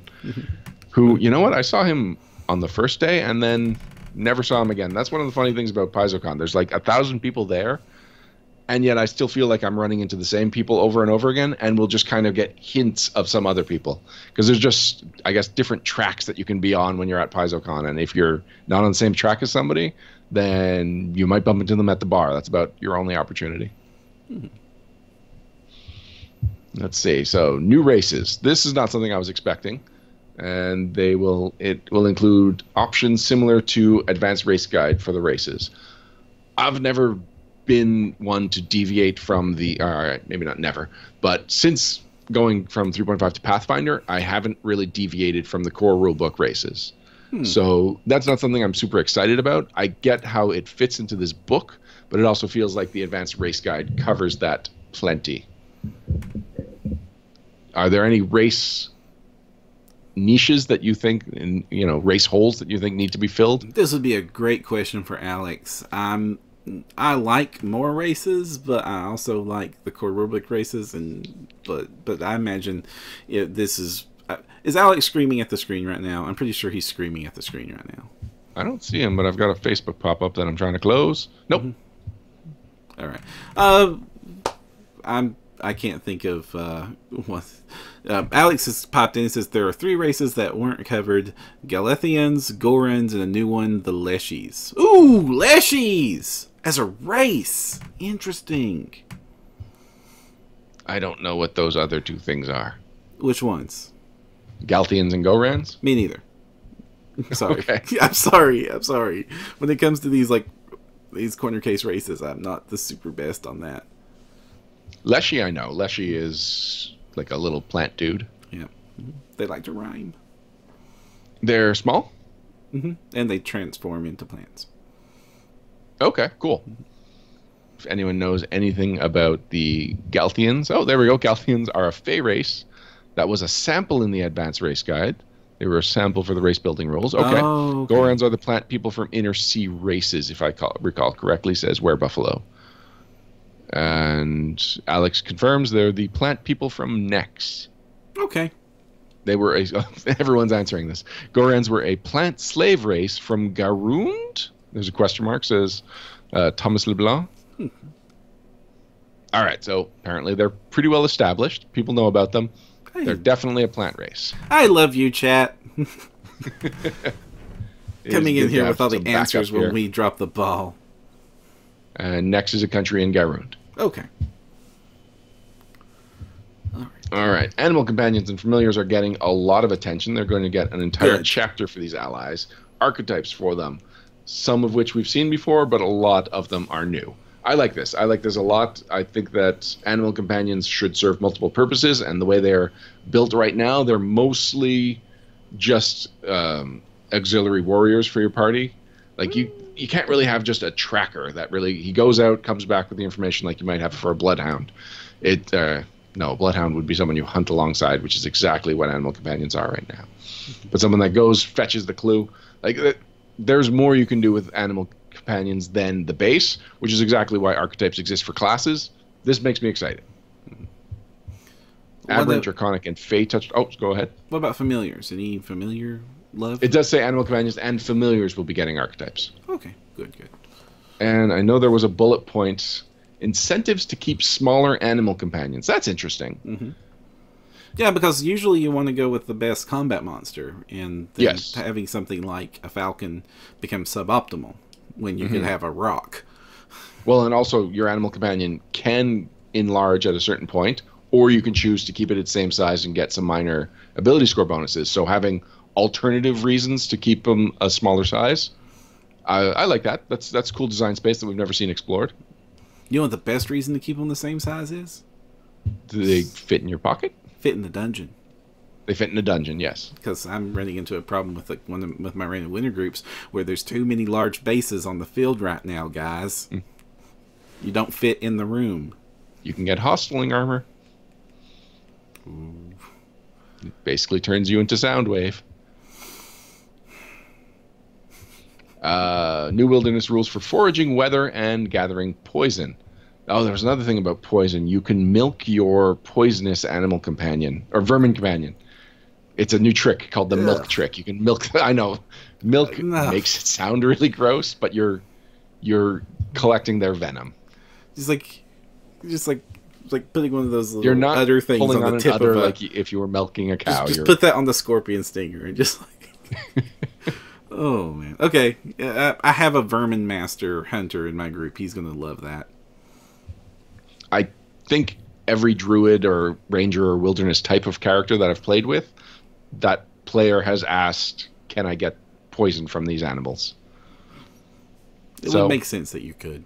Mm-hmm. It won't just be the forest. It will be different terrains. Not so much aquatic, because Aquatic Adventures is coming out. There will be Aquatic Adventures is a soft cover, though. It's a campaign setting line before people think it's part of the horror adventures. That's going to be a support book for Runes of Aslant, which is going to have a substantial aquatic content. Dinosaur Druid archetype was mentioned, which I remember there being a Dinosaur Druid archetype in the Advanced Player's Guide. I don't know if it's any good, but I know it exists. I'm in full support of more dinosaurs in Pathfinder, just like I like the T-Rex people from Bestiary 6. All right. Rules for... Oh, no, sorry, I missed one. The Avalancher Slayer brings death from above. Avalancher is just a cool name for an archetype. The rules for natural disasters, other hazards like vampiric orchids.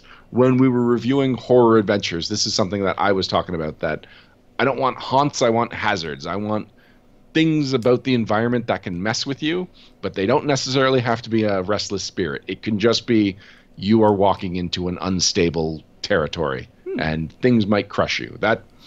That's all I need. That's exactly the niche that, for whatever reason, haunts overfill. Oh, there's kineticist options that sound really cool to me. So instead of elements, it's based on terrain. Oh, I control this water, that fire, this rock. Yeah, or I control snow. I control sands. I like good. Because there are the two plant races. We know that a lot of the plant immunities have been removed from those races, but then feats have been created so that if you really do want to maximize the plantness of your character, you can slowly regain your plant immunities. There will be an ooze archetype for the shifter. Cool. Yeah. I am happy. That's not anything I wanted to play before, but now I do. Trap kit bashing rules. There is the Ranger Trapper archetype. That doesn't feel like it should be an archetype. That feels like it should be a chunk of rules. Right. Setting traps and stuff. Like it's weird that that's not in the core rulebook. Yeah, because I have a character in one of my home games that wants to be his thing is I make traps, and he's a rogue. It seems like a good fit. If you actually go buy the rule book, how to make traps, it's a terrible idea. It's a horrible investment. Because your average CR8 trap is why did you spend thousands of gold pieces and months of time to put this axe blade here? Is it months of time? Well, I guess it's to do the crafting of yeah. You spent a whole crew of peasants have sacrificed their lives in order to build this saw blade death room. So what? You can guard? What's worth it? Why are these everywhere? Because there's just a whole bunch of the Trapper Ranger archetype. There will be a chapter clarifying spells similar to Ultimate Intrigue. This one's interesting to me because while I like that a lot in Ultimate Intrigue, it's not something that I'm when it comes to the wilderness spells, it's not the same thing that it's like, well, if you have divination spells, you can ruin an intrigue-based campaign. I'm not sure what the content of this chapter will be. Justin Franklin says there's a Weeby Leshy's adventure coming from Mike Willem. Is this from Paizo? Okay. What's your source? Yeah, that'd be cool, kind of. That's a weird one. I've never asked. Like, Weeby Goblins is something that, people want to play. That's before the adventure existed. There has been a desire to play them. Weeby Kobolds, same thing. Oh, Bard Wannabe even played Weeby Leshy's. What is this? This is the first I'm hearing of this thing. Tell me more about it, guys. What do you know? It's a third-party adventure. Okay. Still neat. It's weird, but okay, cool. I want to be weird fake plant thingy. Final bullet point that's got me excited. New class of magic item, magic plants. Okay. Makes sense for this adventure. How many quests are go find the golden elixir to save your so-and-so or to cure this curse? And yeah. So the example they mentioned was the goodberry bush. Oh. And, it probably just generates a certain number of good berries per day. Probably as same thing as being cast by a first level druid. Man, this gives you a reason to have a garden. Yes, like it does. PC's having bases and then actually having a garden full of magic plants. And yes. Also, there's a lot of stuff from the animated G.I. Joe movie that could be considered magic item plants. Basically everything from when Pythona was infiltrating the Terrordrome, all magic plants. Lots of spores. That's not why I was excited about it, but I can't get away from this fact, Baron. Lots of spores. Param, that's all the news I can remember from PaizoCon. Apparently I missed some stuff like Weeby Leshy's, but let's see. We covered Starfinder. We covered Pathfinder. Didn't mention that the Shifter, they revealed the Iconic at the banquet, and it seems to be like a Falcon emphasis. I want to say human. I guess it's possible she's an elf. Her ears are covered. She definitely has, her claws are like talon in theme, and she's got like a bird cowl. Reminiscent of the sorceress from He-Man. But there's also like a Native American theme to her outfit. We don't have her name yet because she doesn't have a name yet. Oh, doesn't even have one? Just said. Okay. Well, Pathfinder Society. That's everything on my list. Is there anything you can remember from, at home? Or is there anything you're curious about that happened at PaizoCon that you'd like to talk about? No. I've pretty much spammed my questions right as soon as the episode started. All right. Well, it's only 10:30, but I think we can wrap up and I can get to working on some of the seminars. All right, guys. We'll be right back to wrap things up.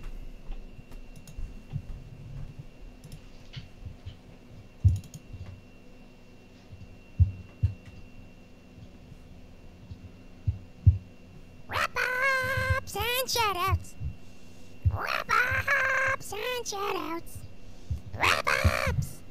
Wrap-ups and shoutouts.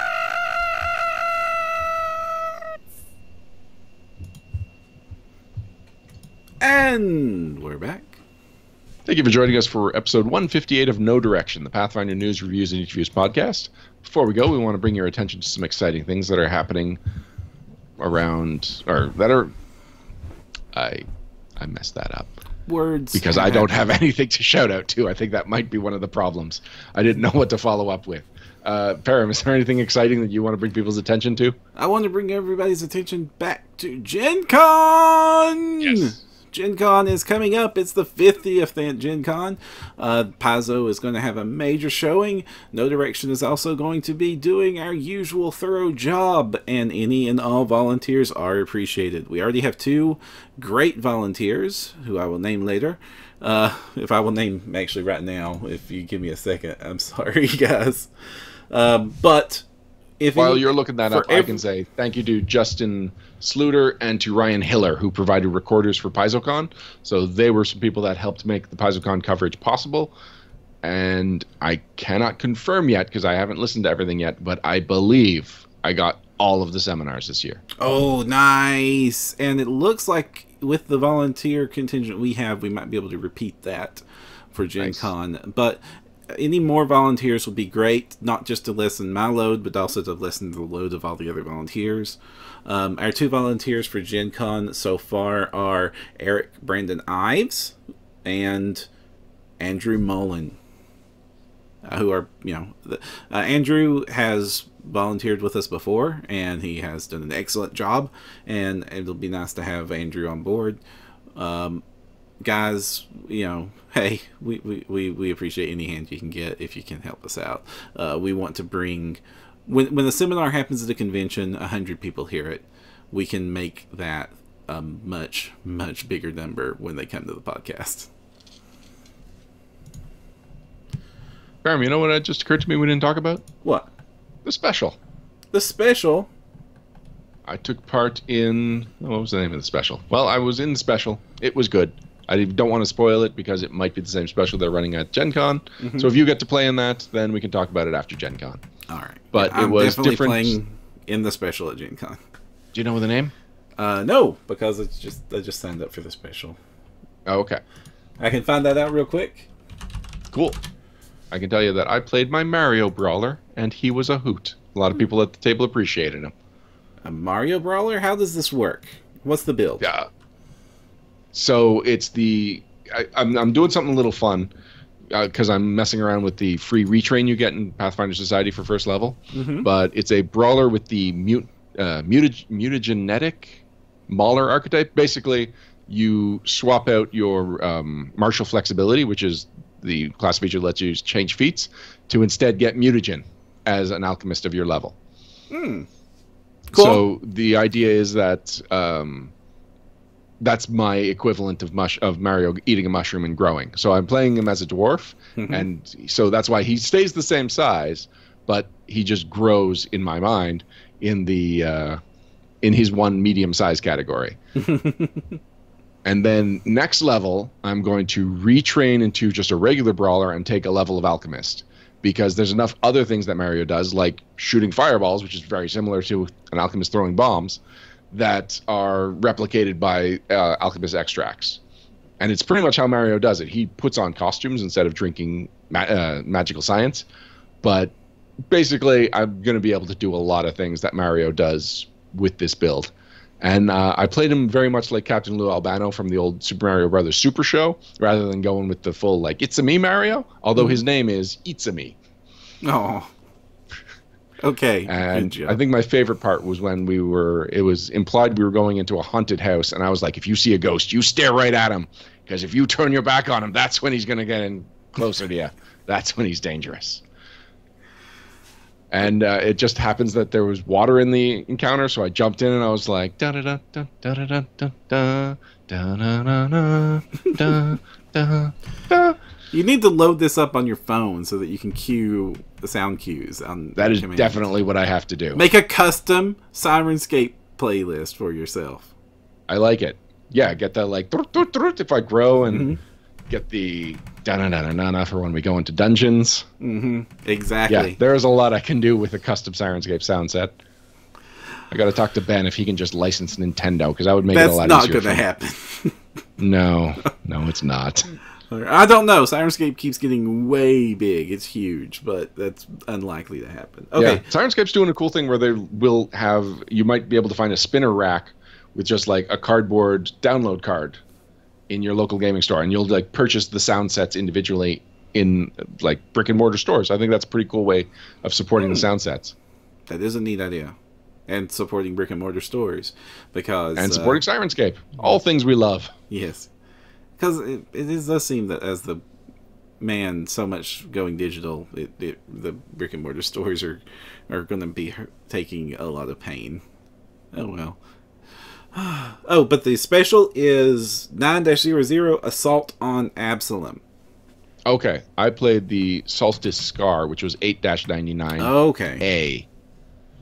So we won't be playing in the same special. I don't know if this was a PaizoCon exclusive special. No, PaizoCon it's is on a test run. Friday. It's Okay. on Saturday. Well, anyway, the $8.99 is also being offered at Gen Con.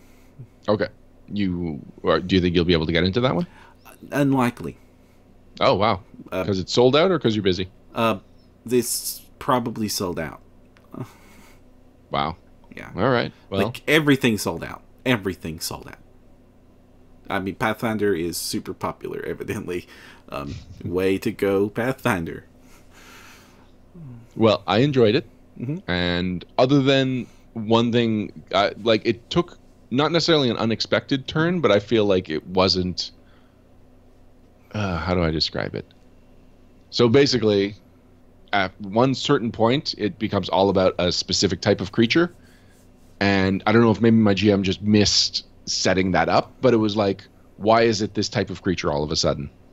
That's something that could just be conveyed a little better. But like as far as like the balance, and I played in tier 1, so I was at a 1-2 table, and I was one of the only first level characters. I thought it was perfectly balanced, and it is hard to get perfectly balanced at first level. Bard Wannabe is correcting me. Evidently, there are still seats left for $8.99, which is great.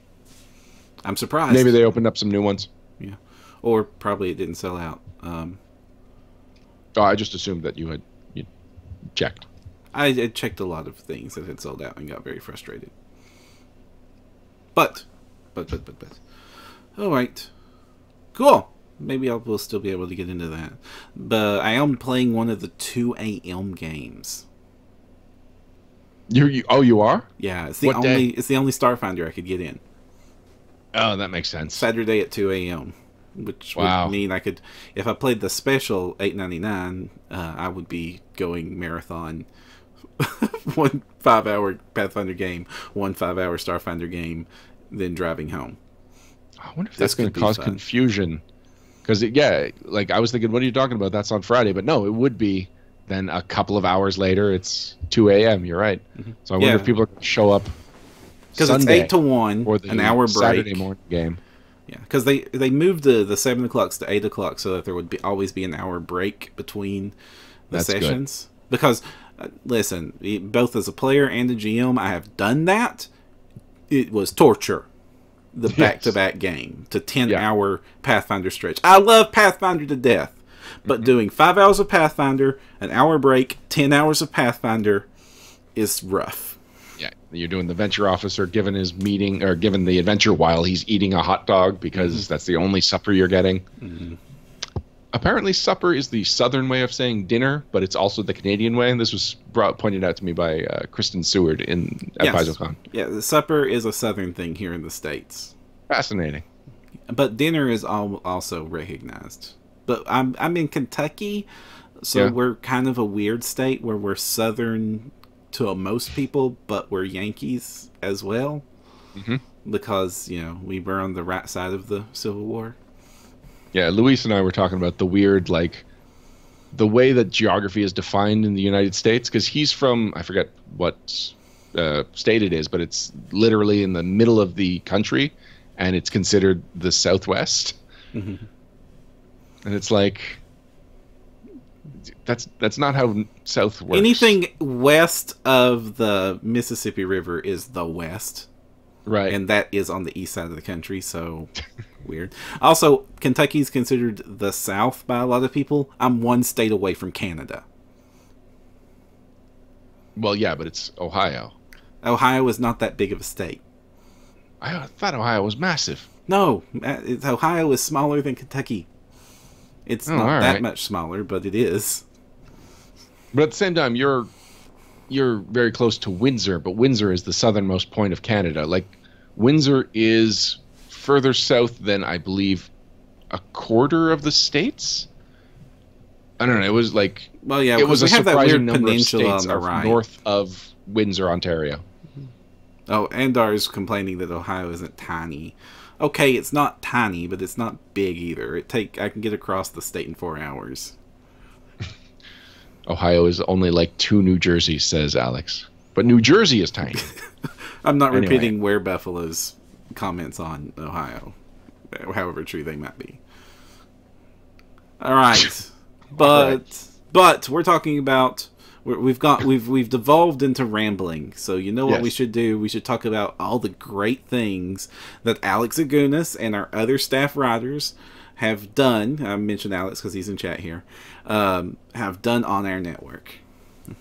So let's go with what has happened since the last time on No Direction Network. I need trying to find my place. Okay, we're going to start off with Monica Marlowe's Inspire Confidence, New Geom's Guide Part 4, When Office Supplies Attack, where she goes into all the pros and cons of alternative miniature choices, including using food sources, which has the added benefits of you kill it, you get to eat it. This is a great article because she gets very visual with it. There's a lot of graphical content. Then Luis Loza brings us monstrous physique for Groot, and the Groot I can say is probably a monster. He is stated out as a large neutral good large plant monster CR10. I have no comment other than I am Groot. Then we at Paizo, for those of you who did not know, F. Wesley Snyder has left Paizo Publishing. We wish him great success in his future ventures, and Wes has been an integral ally of the show, a tremendous friend of the show, and very important to a lot of the direction that the show has gone to. So we wrote a summation of all he meant to the show, and that basically we wouldn't be the same network without his influence. So Wes, So now somebody on our Facebook page said they were speculating that Wes was going to Wizards of the Coast to write a Ravenloft module, which I would definitely see as one of his dream jobs. Mm-hmm. But at PaizoCon there was a tribute to Wes in the banquet, and just any mention of Wes was either joking about how he's passed on, or was just like honoring him as a friend and somebody that they still appreciate. And I feel like if he was moving on to the competition, people wouldn't be so universally positive about him. So we still don't know what this new job is. It's happened before. That's what Sean Reynolds did. It wasn't a direct. He didn't just leave Paizo to go to Wizards. He left, became a freelancer for a while, and then got the Wizards opportunity. Mm-hmm. Okay, good point. And if Wes does that, he's probably the perfect man for the job. He's probably the one you would want to make a new Ravenloft. If that's where he goes, even more awesome. The fierce competition rivalry is less fierce and less rival than you think it is. Right. All right. Then on Code Switch, Anthony Lee guest articled this one, where he did a fantastic job of half-elves and building understanding, in which he contrasts the half-elven race with his experience as growing up as an Asian American. Yeah, this is a fascinating read. It might be my favorite thing that Anthony's ever written, and it's very personal, but it also it's very smart. He backs up his quote. He backs up his ideas with a lot of strong examples. And it's a perfect parallel. He did a great job taking something that we're all very familiar with in the game and relating it to a real life experience, which is often something that's done in reverse. Yes. I told him afterwards that it's like, this reminded me that Tina's first character was a half elf, and that she is a Canadian child of Italian immigrants, and I wonder if that was the appeal of half elf to her. Like it just really I'm not Asian American, but it really hit home. It was a really cool article. Well done, Anthony. Then you followed up with an article that could have been our most explosive article. Yes. Keyword design, America. So people may remember that the first keyword design was Canada, and I had a lot of fun with that because that is deeply personal to me, and I did some things that I knew were stereotypical and some things that I knew were like Canadian deep cuts. And so somebody suggested America. No A, very specifically America. It was suggested by Jordan. It's pronounced America. America. Sorry. America.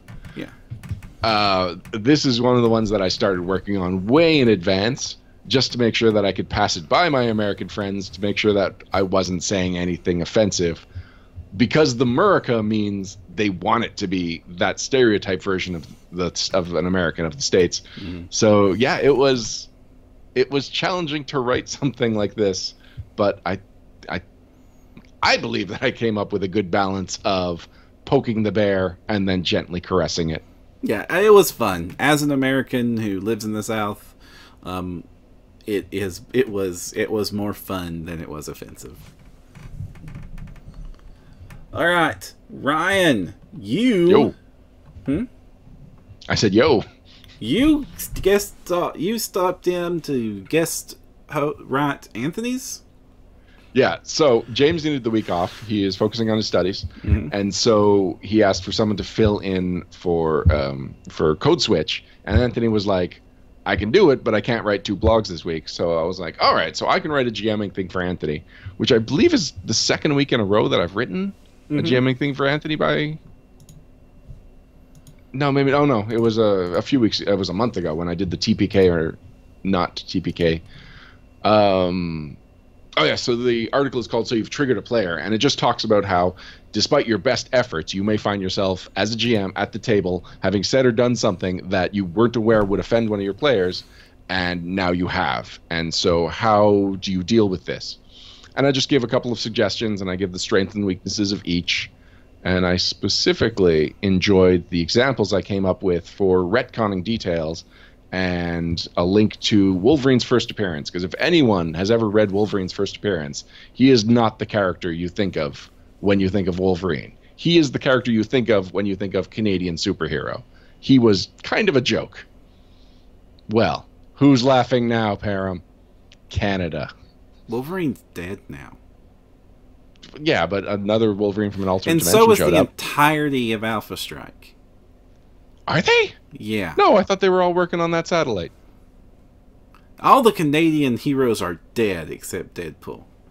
I'm probably way exaggerating, but a good chunk Yeah, of I them don't think died. Alpha Flight's dead. I'm Alpha not sure where Flight you're died getting at the beginning of Civil War, a good chunk of them. Oh, did that? Civil War 1 or 2? The first one. Okay, well, then since then there was a soft reboot to the Marvel Universe, and Alpha Flight showed up in Captain Marvel as the crew of a spaceship. Not spaceship, a satellite. Hammer? Is that the name of the... Civil War major thing is it killed Captain America, and he's already back, and the Nazis. So Marvel continuity might as well just be an Etch-a-Sketch. Yes. Although the faster they can shake that Etch-a-Sketch and get Captain America back to normal, the better. All right. Then Luis Loza comes in with Wandering Monsters Convention Hall, tying into the Paizo theme here. Golfing Squad, Office Crew, High Coordinator. This is a fun little take on the various things you will find at a convention. Yeah, we talked about this at PaizoCon, and he was really pleased with himself. Up next. Where Buffalo 42 says Marvel continuity is more of a polite suggestion. Up next, Alex Agunas did his iconic design Healing, not just for spellcasters. And you cheated, Alex, because you made a kineticist. Technically not a spellcaster, but still chucks magic around like it's nothing. Still, it's a fun build on how to make a Healy kineticist. There needs to be more healers in Pathfinder, especially non-religious affiliated healing, because it seems like only the churches of Pathfinder seem to have access to the healing, and that's something that has been gradually spread around a bit, but I was really excited when I first read this, so it's still a great build, but you cheated, Alex. You cheated. At the beginning of the show, before we started recording, you were like, Alex cheated. I'm not going to tell him. When did you turn around and decide that the entire plug was going to be when he showed up in chat? Oh, fair enough. But no, it's a fun article. I never even thought about building a healing kineticist, and I'm glad it exists. I'm actually super glad this exists. It's a non-cleric healer. It's a primary healer. It's a fun build. It's really cool. I was just expecting a non-magical. His reply in chat is, "Fight me, Thacker." And You then guys are having okay. Andrew brings up the maze again, where he goes into his continuous development of this maze campaign setting while showing how you design and change the core rules of Pathfinder to make your campaign setting special. And this time he talks about the races, and more specifically, the elves and dwarves. I do like the inclusion of of a paragraph on inclusion at the end. And finally, because this was just published today, Lauren Sieg has brought us Dear Dova Queen, where she talks about how to run a haunt. I love haunts, but there's something you have to run very good, or else they just become really unfair traps. And she's got plenty of great advice on how to run haunts. Read it. Make your hauntings more spooky. Make them more special. Don't make them just really unfair traps. And that's I it. have feelings about haunts. I know you have haunt feelings. And that's it for the network. Again, we have some fantastic writers and new content coming out for Pathfinder every single day at NoDirectionPodcast.com. Go check that out. It is some of the best content on the network. Actually, Alex, since you're in chat, did you notice the supernatural reference in the Facebook plug for Lauren's article? Because I thought of you when I wrote it. You don't have to answer now. Well, I best everyone in chat would appreciate it. But we won't reference it because we're wrapping up now. Yep. So until next time, I'm Ryan Costello. And I'm Jefferson J. Thacker, also known as Param. And if you want to find the path, you need no direction.